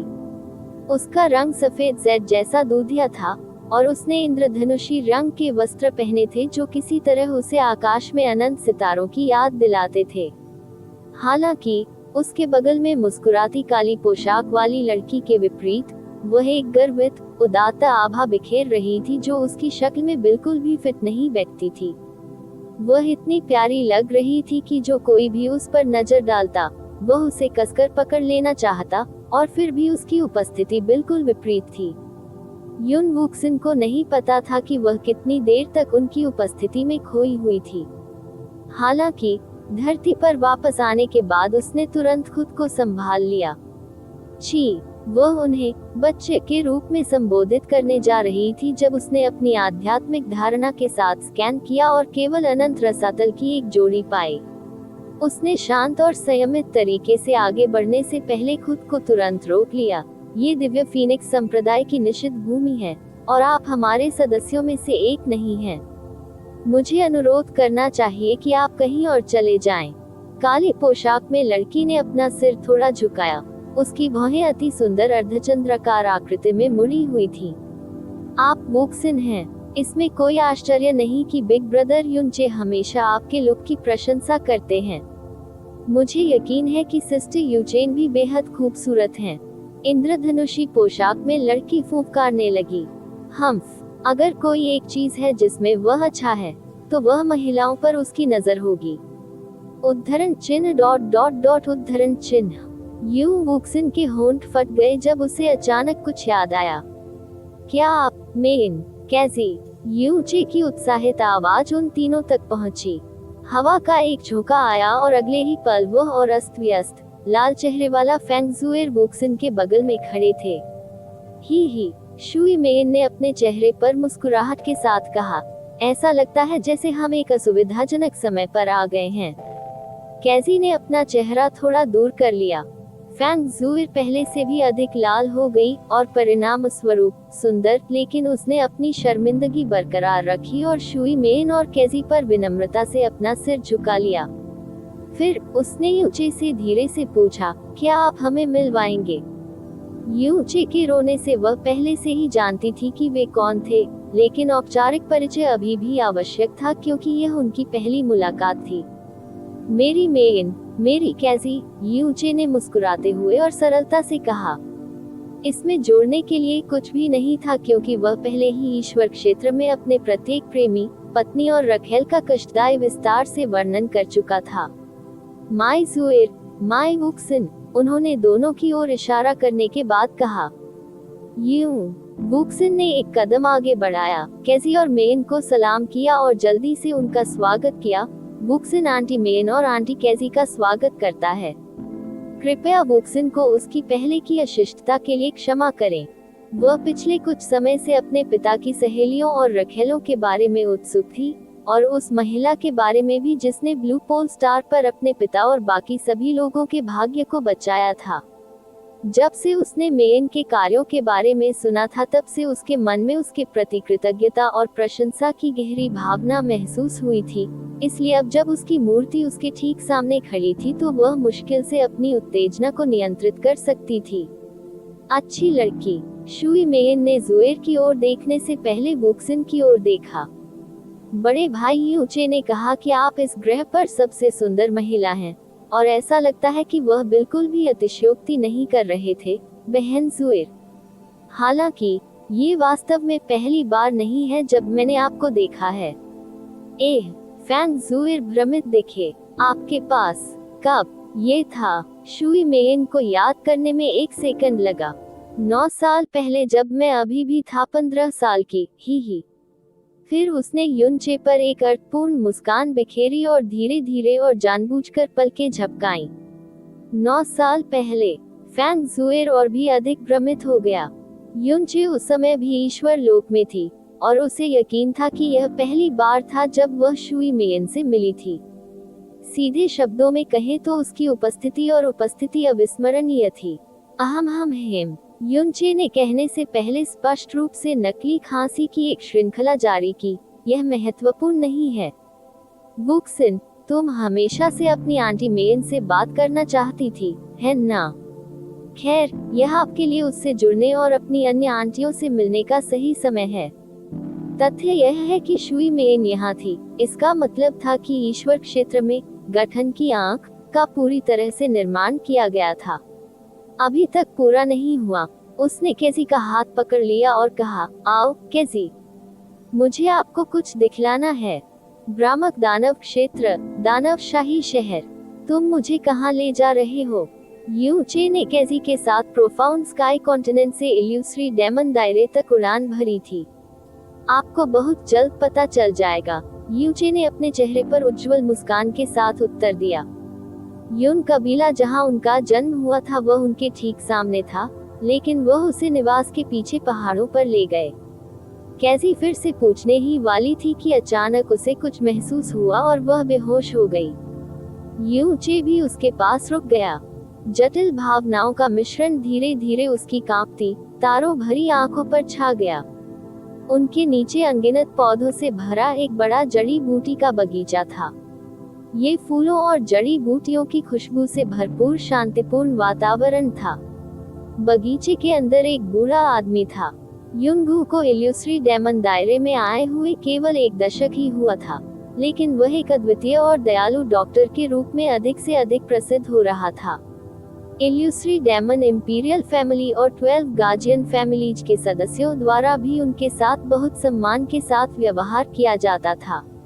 अपनी बढ़ती प्रसिद्धि के बावजूद युनगू ने अभी भी व्यक्तिगत रूप से अपनी जड़ी बूटियां एकत्र की। हालांकि आज उसके साथ सामान्य सुलिंग र के बजाय एक असाधारण रूप से सुंदर और विस्मयकारी मध्यम आयु वर्ग का व्यक्ति था। नोव एल्विन यदि इस समय यहाँ कोई ईश्वरीय क्षेत्र का गहन अभ्यासी होता तो वे पहले ही सदमे में अपने घुटनों पर गिर गए होते। ऐसा इसलिए था क्योंकि वह स्वयं पूर्व स्टार गॉड सम्राट जिंग ज्यूकोंग था। आपको इस पत्ते का केवल 7/10वां हिस्सा ही काटना चाहिए। ऐसा करने के लिए आप इसे थोड़ी मात्रा में गहन ऊर्जा में लपेटें और इसे 2 सांसों में ठंडी जेड के भीतर जमा करें। ऐसा लगता है कि यह जड़ी बूटी फल फूल रही है, लेकिन यह वास्तव में दूषित हो गई है और इसे छोड़ दिया जाना चाहिए। इस जड़ी बूटी को जियांग वांड्रा कहा जाता है और इसका आकार और उपस्थिति लगभग ब्लीडिंग हॉट बोट ग्रास नामक जड़ी बूटी के समान है। यदि किसी एक जड़ी बूटी को गलती से दूसरी जड़ी बूटी समझ लिया जाए तो सबसे खराब स्थिति में वे संभावित रूप से रोगी की जान ले सकते हैं। यही कारण है कि हमें जड़ी बूटी के हर रूप, विशेषता और आभा को याद रखना चाहिए। ये सभी डॉक्टरी का मूल है। युनगू धैर्यपूर्वक पूर्व स्टार गॉड सम्राट को डॉक्टरी की कला सिखा रहे थे। यू चे किसी से भी बेहतर जानता था कि वह पूरी दुनिया में सबसे महान डॉक्टर और सबसे अच्छा गुरु था।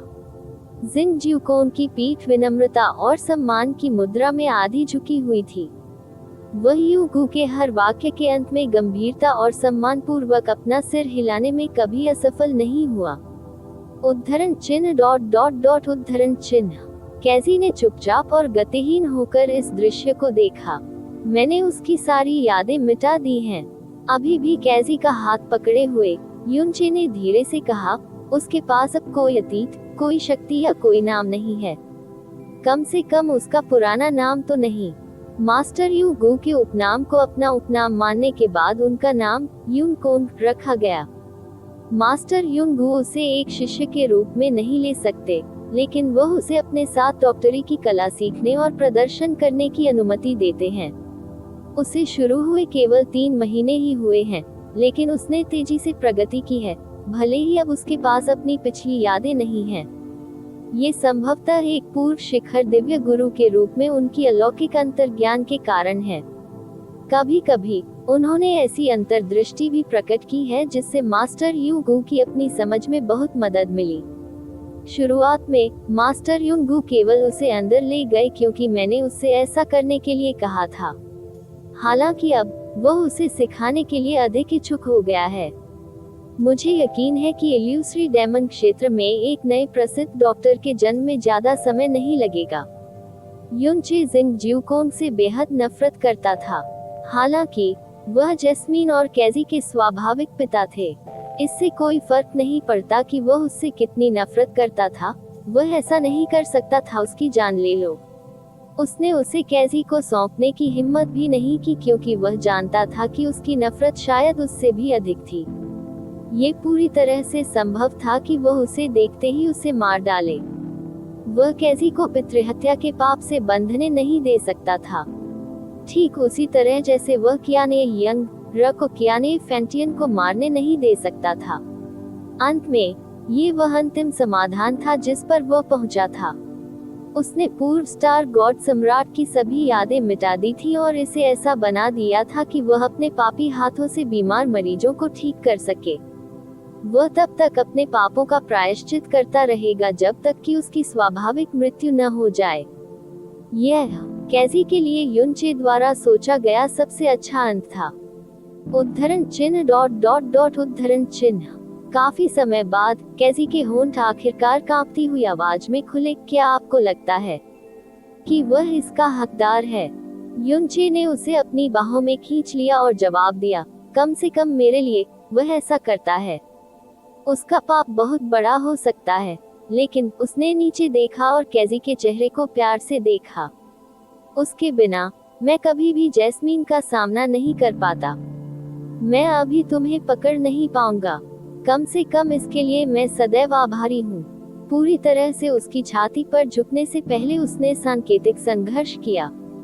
वह सिसकने लगी और उसकी आंखों में आंसू आ गए। माँ, चाची, बड़ा भाई, बड़ी बहन, वे सब हैं। सब। इस दुष्ट आदमी का अंत इस तरह कैसे हो जाता है जबकि वे हैं?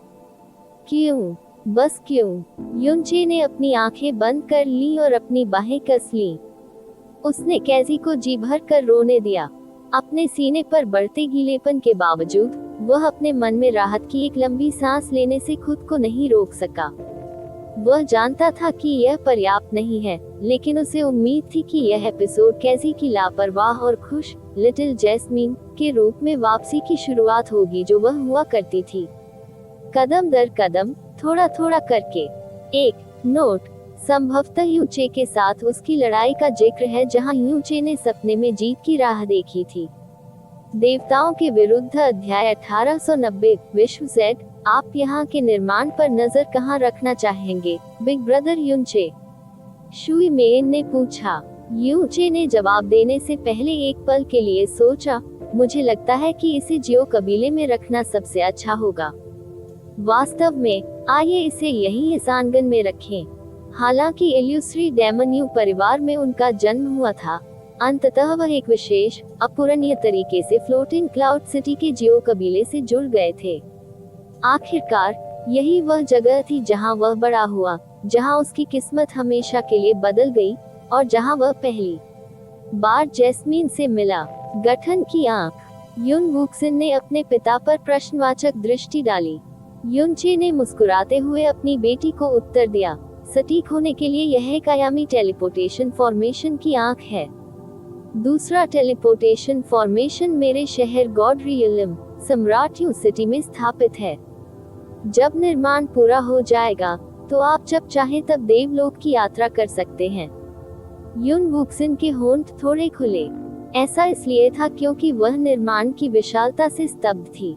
युनचे ने उसे बताया था कि देव क्षेत्र के स्थानिक कानून निचले क्षेत्रों को नियंत्रित करने वाले कानूनों की तुलना में बहुत मजबूत थे। ईश्वर क्षेत्र के अंतरिक्ष ताने बाने को पार करना या नष्ट करना अविश्वसनीय रूप से कठिन था। उनके दिए गए उदाहरणों में से एक महान आयामी संरचना थी जो शाश्वत स्वर्ग, ईश्वर क्षेत्र और प्रारंभिक अराजकता के किनारे को जोड़ती थी। इसे पूरा करने में कई राजा क्षेत्रों की जनशक्ति और संसाधन लगे थे, और यह वस्तुतः देव क्षेत्र के इतिहास में अब तक की सबसे बड़ी अंतरिक्ष यात्रा परियोजना थी। जल्द ही पूरा होने वाला गहन स्थानिक गठन जो ब्लू पोल स्टार को ईश्वर क्षेत्र से जोड़ता है, उस महान आयामी गठन की तुलना में बहुत छोटे पैमाने पर था, लेकिन उसने माना कि यह अभी भी एक ऐसे पैमाने पर था जो समझने की उसकी क्षमता से परे था। ये सीधे पिता के सम्राट यू शहर से जुड़ता है। यू वुक्सिन की आंखें चमक उठी। एक गहन स्थानिक संरचना ईश्वर क्षेत्र के लिए भी सांसारिक नहीं हो सकती है ना? बिल्कुल नहीं, युनचे ने उत्तर दिया। भले ही हम इसमें शामिल संसाधनों को नजरअंदाज कर दें, आपकी आंटी मेन पूरे ब्रह्मांड में एकमात्र व्यक्ति हैं जो इतने कम समय में इस तरह का गहन स्थानिक निर्माण पूरा कर सकती हैं। आंटी मेन अद्भुत हैं। यू वुक्सिन ने अपने दिल की गहराइयों से प्रशंसा की।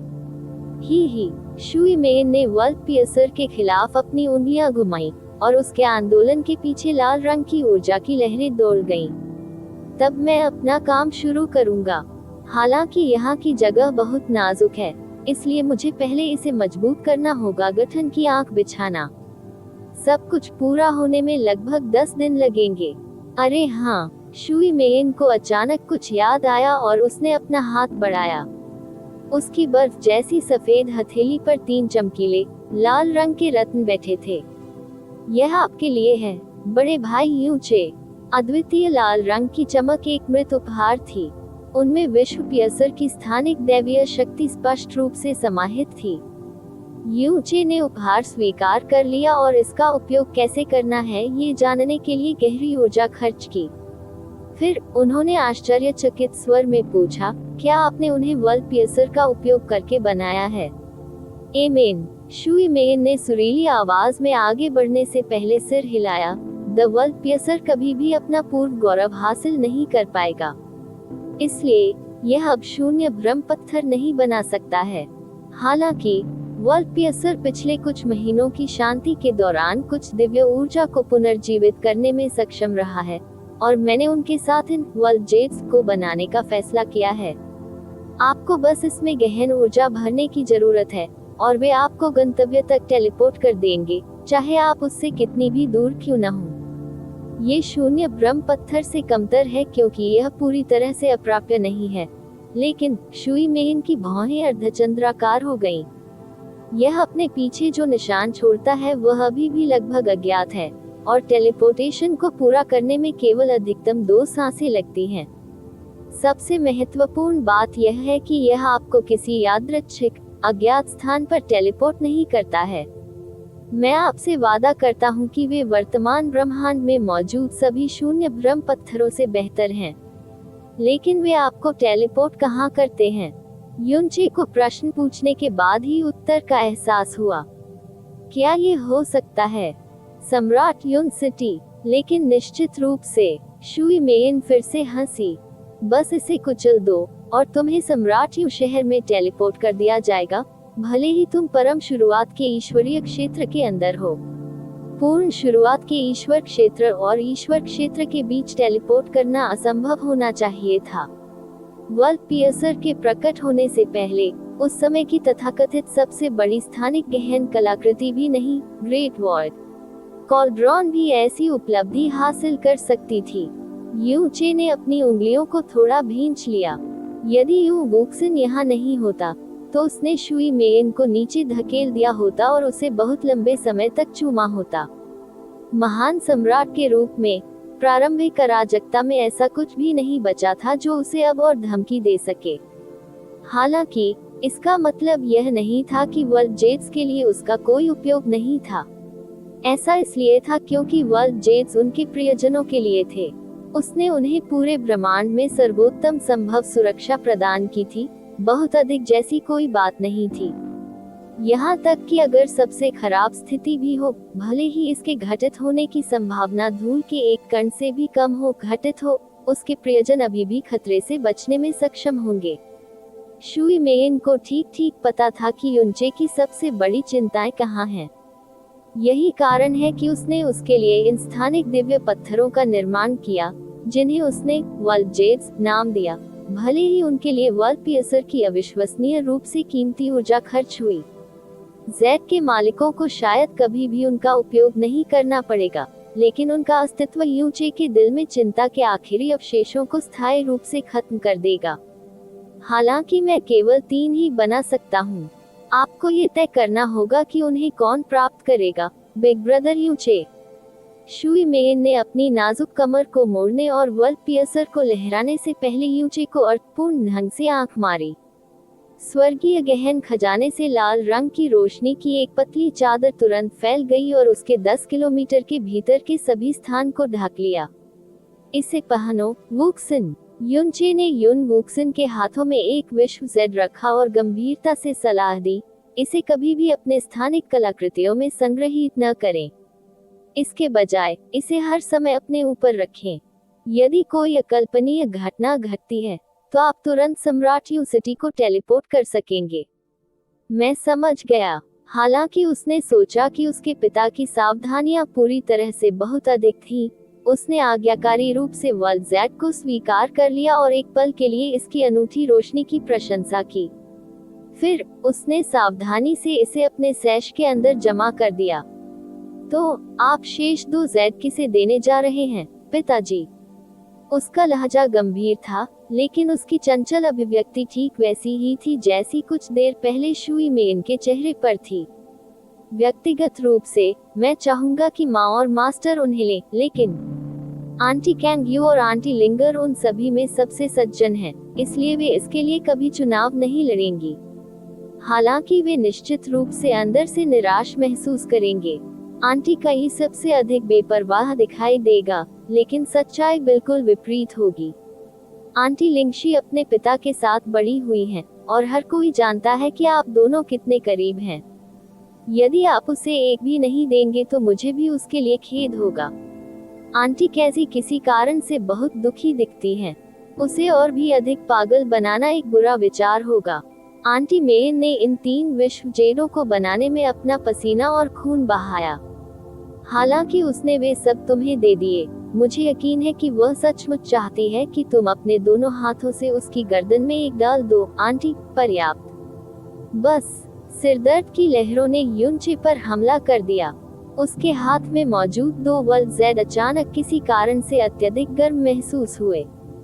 युन वुक्सिन ने अपना हाथ अपनी पीठ के पीछे रखा और थोड़ा आगे की ओर झुकी। उसकी वर्तमान उपस्थिति एक बाहरी व्यक्ति की थी जो उसके ठंडे, ऊंचे मुखौटे का आदी था, जिसकी उसने कभी कल्पना भी नहीं की थी। अगर आप बुरा न माने तो मेरे पास आपकी समस्या का समाधान हो सकता है। उद्धरण चिन्ह ... क्या आप आश्वस्त हैं कि यह एक अच्छा समाधान है? युनचे ने अपनी प्यारी बेटी को संदेह से देखा। यू वुक्सिन ने आधे मजाक में और आधे गंभीरता से कहा, ये सरल है। तुम्हें बस मुझे एक छोटा भाई और एक छोटी बहन देनी है। ही। उसे आश्चर्य हुआ। युनचे ने वास्तव में एक पल के विचार के बाद सिर हिलाया। आइडिया बुरा नहीं है। उसकी आंखें केंद्रित हो गईं और उसकी अभिव्यक्ति अचानक गंभीर हो गई। उस स्थिति में, आज रात तुम्हारी माँ को बेडरूम में ले जाने में मेरी मदद करो। 7 दिन और 18 घंटे हो गए जब से उसने मुझे अपने बाल छूने की इजाजत दी। मैं विश्वास नहीं कर सकता कि वह अब भी इस बारे में नाराज है। बेशक वह गुस्से में है। युन वुक्सिन ने युनचे की ओर अपनी आंखें घुमाई। आपने आंटी के साथ जो किया उसे देखने के बाद वह ऐसा कैसे नहीं कर पाती? अगर वह उतनी नर्म दिल वाली न होती, तो मैं भी माँ की तरह तुम्हें नजरअंदाज कर रहा होता। ऐसा नहीं है। यूएली और मैं हैं। आप जानते हैं कि नाराज जीवन साथी को बातें समझाने का कोई फायदा नहीं है ना? मैं तो बिल्कुल भी नहीं। युन वुक्सिन ने सीधे चेहरे के साथ जारी रखने से पहले एक हंसी छिपाई। इसके अलावा, माँ इसमें कैसे दोषी है जब आप वास्तव में वही हैं जो मुझे एक छोटा भाई या छोटी बहन नहीं दे सके। मेरे पास गिनती से अधिक आंटियां हैं, और ये दिखावा न करें कि आप इस पूरे समय उनके साथ नहीं रही थी जब मेरी माँ आपको नजरअंदाज कर रही थी। पफ! अचानक नीचे से एक लड़कियों जैसी खर्राटे की आवाज आई। युनचे की पहले से ही अजीब अभिव्यक्ति तुरंत कुछ बदतर में बदल गई। अभी ही यू वुक्सिन ने नए आगमन पर ध्यान दिया, इस संभावना से घबराते हुए कि उसने वास्तव में अपने पिता की गरिमा को ठेस पहुंचाई है। उसने जल्दी से कहा, आंटी लिंगर, मैं सिर्फ पिता के साथ मजाक कर रही थी। मुझे पता है। सू लिंगर ने मुस्कुराते हुए उनके पास जाते हुए जवाब दिया। क्या तुम योंगनिंग के साथ कुछ देर खेल सकते हो, वुक्सिन? कुछ बहुत महत्वपूर्ण बात है जिसके बारे में मैं तुम्हारे पिता से बात करना चाहूंगा। ठीक है। यू वुक्सिन घटनास्थल से भागने से पहले जल्दी से सहमत हो गए। जाने से पहले उसने युनचे का चेहरा देखने की भी हिम्मत नहीं की। ये गंभीर होता जा रहा है, यहाँ तक कि आपकी अनमोल बेटी भी आपके बारे में चिंता करने लगी है। सू लिंग ने युनचे के पास पहुँचने के बाद उसे चिढ़ाया। युनचे ने अपनी नाक से सांस छोड़ी, अपनी बाहों को पार किया और उदासीनता का नाटक किया। ये ड्रैगन देवताओं के लिए एक आम समस्या थी, और मेरे पास ड्रैगन भगवान का वंश है, इसलिए इसकी मदद नहीं की जा सकती। हालांकि यह सब बुरा नहीं है। ये भयावह होगा यदि 10,000 साल बाद मेरे वंशजों की संख्या कुछ देव क्षेत्र के राजाओं या देव सम्राटों की तरह हजारों या यहाँ तक कि सैकड़ों हजारों तक बढ़ गई। ये सोचते सोचते ही उसकी खोपड़ी सुन्न हो गई। हाँ हाँ, जो कहो पतिदेव। सुलिंगर की आंखें खुशी से थोड़ी मुड़ गईं। मुझे यकीन है कि बुक्सिन के लिए भी ऐसा ही है। वह बार बार एक छोटे भाई या बहन की मांग कर सकती है, लेकिन मुझे यकीन है कि वह वास्तव में चिंतित है कि वह अपने भावी भाई बहनों के लिए आपका कुछ प्यार खो देगी। कैसी अनावश्यक चिंता है, यू चे ने पूछने से पहले हंसते हुए कहा। तो वह कौन सी महत्वपूर्ण चीज है जिसके बारे में आप मुझसे बात करना चाहते हैं? लिंगर, अंदाजा लगाओ पतिदेव। सुलिंगर ने प्यारी सी पलकें झपकाईं। यू चे ने कोशिश की, लेकिन वह ऐसा कुछ भी नहीं सोच सका जो लिंग र के शब्दों के पीछे के प्रभाव के अनुकूल हो। उन्होंने अस्थायी रूप से उत्तर दिया, क्या कई और कैजी के बीच बहस हुई या कुछ और? बिल्कुल नहीं, वास्तव में वे अभी बहुत अच्छा कर रहे हैं। सुलिंगर ने एक कदम आगे बढ़ाया और अपना चेहरा तब तक पास किया जब तक कि उसके होंठ यूचे के गाल को छूने नहीं लगे। फिर वह शांत स्वर में फुसफुसाए, आपके और सिस्टर लिंगजी के बीच के मामले के अलावा और क्या महत्वपूर्ण है? यूचे का आश्चर्य नियंत्रित उत्तेजना का मार्ग प्रशस्त किया। डी, क्या तुम्हें आखिरकार पता चल गया कि क्यों? अभी नहीं, सुलिंगर ने धीरे और गंभीरता से उत्तर दिया। लेकिन जब भी तुम बहन लिंगजी का सामना कर रहे हो तो मैंने तुम्हारे मालिक को तुम्हारी अजीब नपुंसकता के बारे में बताया है, और उन्होंने कहा, बंद करो बंद करो बंद करो। युनचे ने टोकते हुए कहा, आप कह सकते हैं कि नर्म हो जाओ या कुछ भी, लेकिन कभी भी उस शब्द का प्रयोग मत करो। क्या भी तुमने मेरे मालिक को इस बारे में बताया? नपुंसकता किसी भी मनुष्य के लिए सबसे बड़ा दर्द था, और ईश्वर क्षेत्र के महान सम्राट भी इसका अपवाद नहीं थे। चिंता मत करो पतिदेव, जब मैंने अपने मालिक से बात की तो मैंने यह उल्लेख करना सुनिश्चित किया कि यह किसी और का प्रतीक था। उद्धरण चिन्ह डॉट डॉट डॉट उद्धरण चिन्ह। यू चे ने उसके माथे पर हाथ रखा। मास्टर मूर्ख नहीं है, आप जानते हैं। यह महत्वपूर्ण नहीं है, ही। सुलिंगर ने यूचे की अभिव्यक्ति पर बमुश्किल अपनी हंसी रोकी। उसने सांत्वना भरे स्वर में कहा, आपको वास्तव में इस बारे में चिंता करने की जरूरत नहीं है। हर कोई जानता है कि हमारे पति पूरी दुनिया में सबसे महान, मजबूत और मर्दाना आदमी हैं। सिस्टर लिंगशी को छोड़कर ईमेल प्रोटेक्टेड प्रतिशत। यूचे मन ही मन कराह उठा। उसे बस वह आखिरी भाग जोड़ना था। क्या मास्टर ने क्या कहा?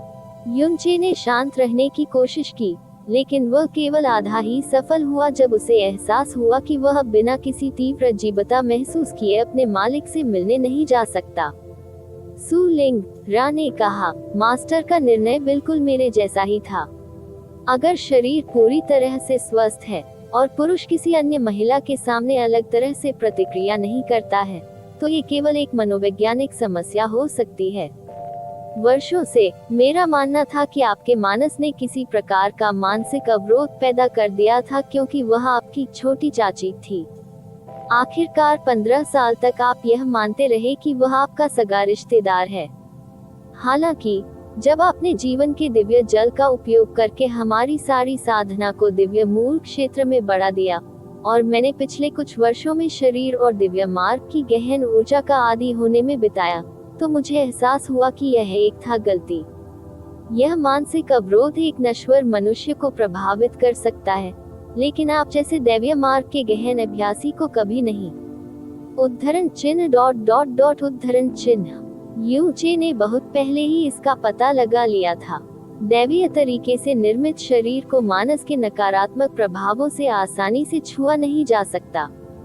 तुम्हारे वर्षों तक गायब रहने के कारण मैंने अब तक इस बारे में नहीं सोचा था, लेकिन तुम्हारे वापस आने के बाद भी तुम्हारा लक्षण बना रहा। पिछले कुछ महीनों तक कोई समाधान या कारण खोजने के बाद भी कोई फायदा नहीं हुआ। मैंने अंततः फैसला किया कि मुझे इसके बारे में मास्टर से परामर्श लेना चाहिए। लगातार 5 वर्षों तक लापता रहने के बाद युनची शब्द के हर अर्थ में एक नया व्यक्ति लौटा था। उसने उत्तरी दिव्य क्षेत्र को एकजुट किया था, 3 दिव्य क्षेत्रों को समतल कर दिया था, ड्रैगन सम्राट को अपने नंगे हाथों से अलग कर दिया था और स्वयं ब्रह्मांड का सम्राट बन गया था। देवताओं के युग को नकारते हुए वह निस्संदेह संपूर्ण ब्रह्मांड में अब तक का सबसे महान गहन अभ्यासी था। ब्लू पोल स्टार में लौटने के बाद सु लिंग, रक, कैंग यू, चू यूचिन, लिटिल डायमंड एम्प्रेस, फैंग जुएर और बहुत कुछ, हर किसी को पता चल गया था कि वास्तव में उसका कठोर रक्त और दिव्य शरीर कितना शक्तिशाली था।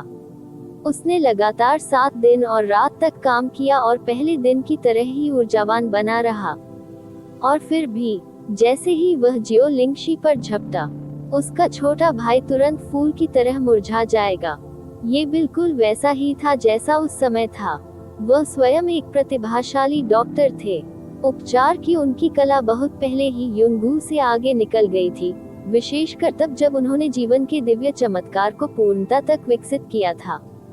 वास्तव में इस क्षेत्र में उनकी साधना उपचार की कला से आगे बढ़कर उस सीमा तक पहुंच गई थी जो जीवन का सच्चा सार थी।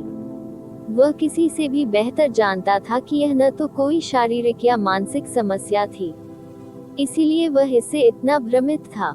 यह कोई बीमारी नहीं थी जिससे वह जूझ रहा था। नहीं, ये एक अदृश्य अभिशाप था। लेकिन संभवतः उसे क्या श्राप मिल सकता है इस दुनिया में जहां स्वर्गीय मार्ग स्वयं उससे डरता था और ड्रैगन सम्राट को उसके द्वारा चींटी की तरह कुचल दिया गया था। भले ही उस जैसा कोई पारलौकिक अस्तित्व दुनिया में मौजूद हो, आदिम अराजकता में वे उसे इतनी बेतुकी बात के लिए क्यों शाप देंगे।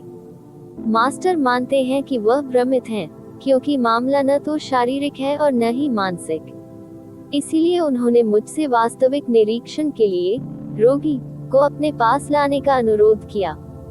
क्या आप समझ गए कि मैं अब यहाँ क्यों हूँ? आप चाहते हैं कि मैं मास्टर से मिलने के लिए आपके पीछे आऊं। यूचे ने एक सांस छोड़ी असहाय आवाज।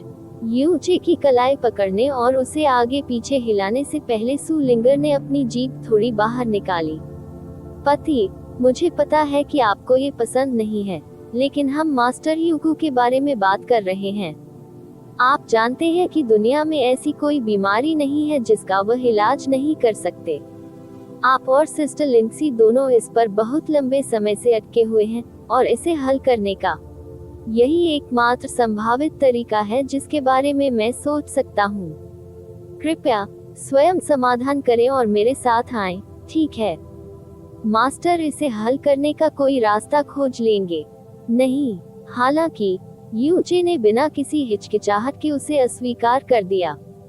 वास्तव में तुम्हें अब इस बारे में चिंता करने की जरूरत नहीं है, लिंगर।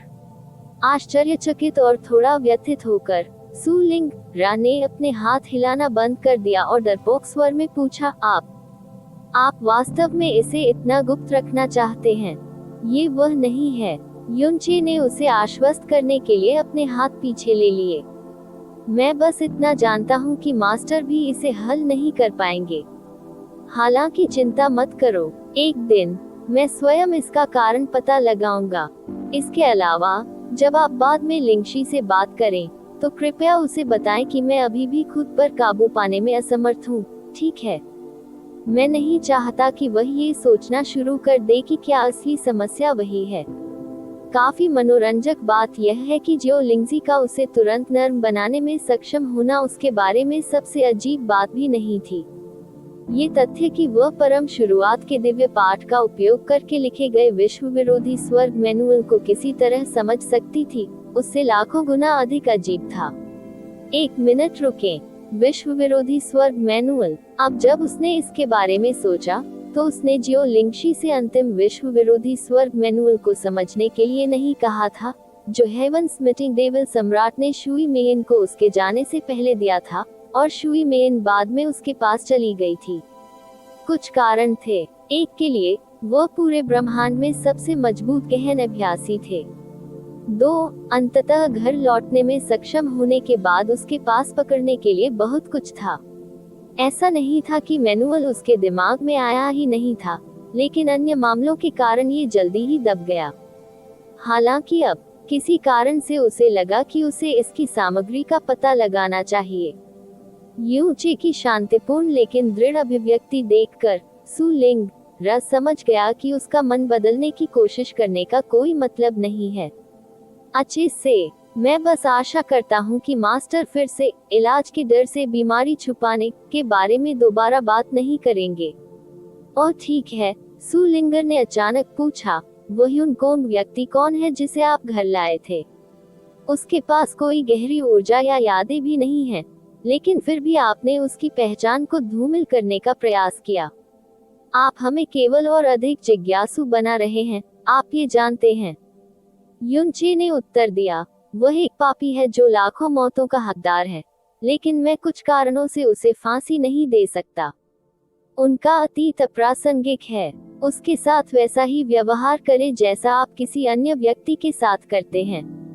कैजी ने जिंग ज्यूकोन के साथ यूचे के व्यवहार पर कोई आपत्ति नहीं जताई थी, लेकिन उसे इसमें कोई संदेह नहीं था कि वह नहीं चाहती थी कि किसी को पता चले कि वह उसका पिता है। शायद वह एक दिन उससे मिलने आएगी, शायद वह कभी नहीं करेगी। ये निर्णय लेना उसके ऊपर था। अच्छा ऐसा है, सु लिंगर विचारशील दिखी, लेकिन उन्होंने इसे आगे नहीं बढ़ाया। इसके बारे में बोलते हुए उसने मास्टर से अपनी खोई हुई यादों को वापस लाने के लिए नहीं कहा है, क्या उसने? यू चे ने पूछा। नहीं, सु लिंगर ने अपना सिर हिलाया। इसके विपरीत, उसने वास्तव में मास्टर के अनुरोध को अस्वीकार कर दिया जब उसने उसके सिर का निरीक्षण करने और ये देखने की पेशकश की कि क्या उसकी यादों को बहाल करने का कोई मौका है। युनकोंग ने दावा किया कि हमारे मालिक को बीमारों और घायलों को बचाते हुए देखना उसकी आत्मा को शुद्ध पानी से साफ करने जैसा था। हर बार जब वह किसी मरते हुए मरीज को जीवन में लौटते हुए देखता था, तो उसे ऐसा महसूस होता था मानो उनके जीवन की पुनः प्रज्वलित लौ उसके ही हाथों में चमक रही हो। यह एक प्रकार की संतुष्टि और खुशी थी जो वर्णन से परे थी। उसने कहा कि वह आदमी जो उसे यहाँ लाया था ने उसे एक अक्षम्य पापी कहा था, और जितना अधिक उसने मास्टर के साथ काम किया, उतना ही अधिक वह डर गया और अपने अतीत को अस्वीकार कर दिया। इसीलिए उसे यकीन है कि वह कभी भी अपनी यादें दोबारा हासिल नहीं करना चाहेगा। अच्छा ऐसा है, यू चे ने अपनी भौहें थोड़ी ऊपर उठाई। वह नहीं जानता था कि उसे इस बारे में कैसा महसूस करना चाहिए। वह वास्तव में जिंग ज्यूकोन को दंडित करना चाहता था, लेकिन ऐसा लग रहा था कि उसने उसे बचा लिया था। हालांकि शुई मेन पूरे जियो निवास के आसपास के स्थान का पुनर्गठन कर रही थी, लेकिन वास्तव में बहुत से लोगों ने उसकी गतिविधि पर ध्यान नहीं दिया। यूचे जियो लिंगशी के आंगन में लौट आई थी और उसने उसे अपने हाथों के बीच अपनी ठुड्डी रखकर बैठे हुए अंगूरों की एक रैक को देखते हुए देखा था जो उसने खुद उगाई थी। उसने एक पहना हुआ था जेड हरे रंग की पोशाक जो उसके संपूर्ण कंधों और नाजुक कमर को रेखांकित करती थी। उसकी शांतिपूर्ण और सुरुचिपूर्ण विशेषताएं ऐसी दिखती थी जैसे वे नश्वर दुनिया की गंदगी से कभी भी दागदार नहीं होंगी। जब जियो लिंगशी ने अपने पीछे उसके कदमों की आहट सुनी तो वह अपने चेहरे पर एक खूबसूरत मुस्कान के साथ पीछे मुड़ी। तुम आए, लिटिल चे। क्या आपको अभी वुक्सन के साथ नहीं रहना चाहिए? मैंने उसे भगा दिया। वह 20 साल की है, उसे एक बच्चे की तरह अपने पिता के आसपास नहीं रहना चाहिए। यूचे ये कहते हुए जियो लिंगशी के पास चली गई। पफुट, जियो लिंगशी ने हंसी दबा दी। आज कोई व्यक्ति अपमानजनक महसूस कर रहा है। बस उस दिन तक प्रतीक्षा करें जब वुक्सन की शादी हो जाए। जब आपका कार्य विफल हो जाएगा तो मैं वहां मौजूद रहूंगा। यूचे जियो लिंगशी के पास बैठ गया और अपनी बांह उसकी कमर के चारों ओर लपेट ली जैसे कि ये दुनिया की सबसे स्वाभाविक चीज थी। आप हाल ही में बहुत कुछ खाली कर रहे हैं। क्या आपके मन में कुछ है? जियो लिंगशी ने स्पष्ट रूप से अपना सिर हिलाया, लेकिन उसके शब्दों पर विचार करने के बाद उसने धीरे से सिर हिलाया। मेन और कैजी से मिलने के बाद मुझे एहसास हुआ कि ईश्वर क्षेत्र की देवियां वास्तव में अलग हैं, और मैं अभी तक अपनी नई बड़ी बहन से भी नहीं मिला हूँ, जिसका नाम मु जुआनेन है। मैंने सुना है कि वह बहुत प्रतिष्ठित है और वह आपकी गुरु हुआ करती थी। मेन ने यहाँ तक कहा कि ऐसी कोई महिला नहीं है जिसका आप उससे अधिक सम्मान करते हो और उसकी बात सुनते हो। वह ये नहीं कह सका कि यह सच नहीं है। तो ईमानदारी से कहूँ तो मैं थोड़ा घबराया हुआ हूँ। मुझे चिंता है कि मैं चूक जाऊंगा और उस पर बुरा प्रभाव छोड़ूंगा। पिछले 2 दिनों से मैं सोच रहा हूँ कि मुझे उसके साथ कैसे बात करनी चाहिए और कैसे व्यवहार करना चाहिए। उसका तनाव और चिंता उसकी आंखों में लगभग स्पष्ट थी। हाँ, आपकी चिंता अनावश्यक है। वह कहीं भी उतनी डरावनी नहीं है जितनी आप कल्पना करते हैं। ये कहते हुए यूचे ने जियो लिंगजी का हाथ पकड़ लिया। वह मुस्कुरा रहा था, लेकिन उसके दिल में अपने बचपन के दोस्त के लिए बहुत दर्द हो रहा था। कैंगयू महारानी कैंगयू थी, फैंग जुए फीनिक्स देवी थी, हुआन कयाई भ्रामक दानव क्षेत्र की छोटी दानव महारानी थी, सु लिंग र विश्व सम्मानित चिकित्सा संत की शिष्या थी, और चुयुचेन फ्रोजन क्लाउड पैलेस थी, यू वुक्सिन के मास्टर और माँ।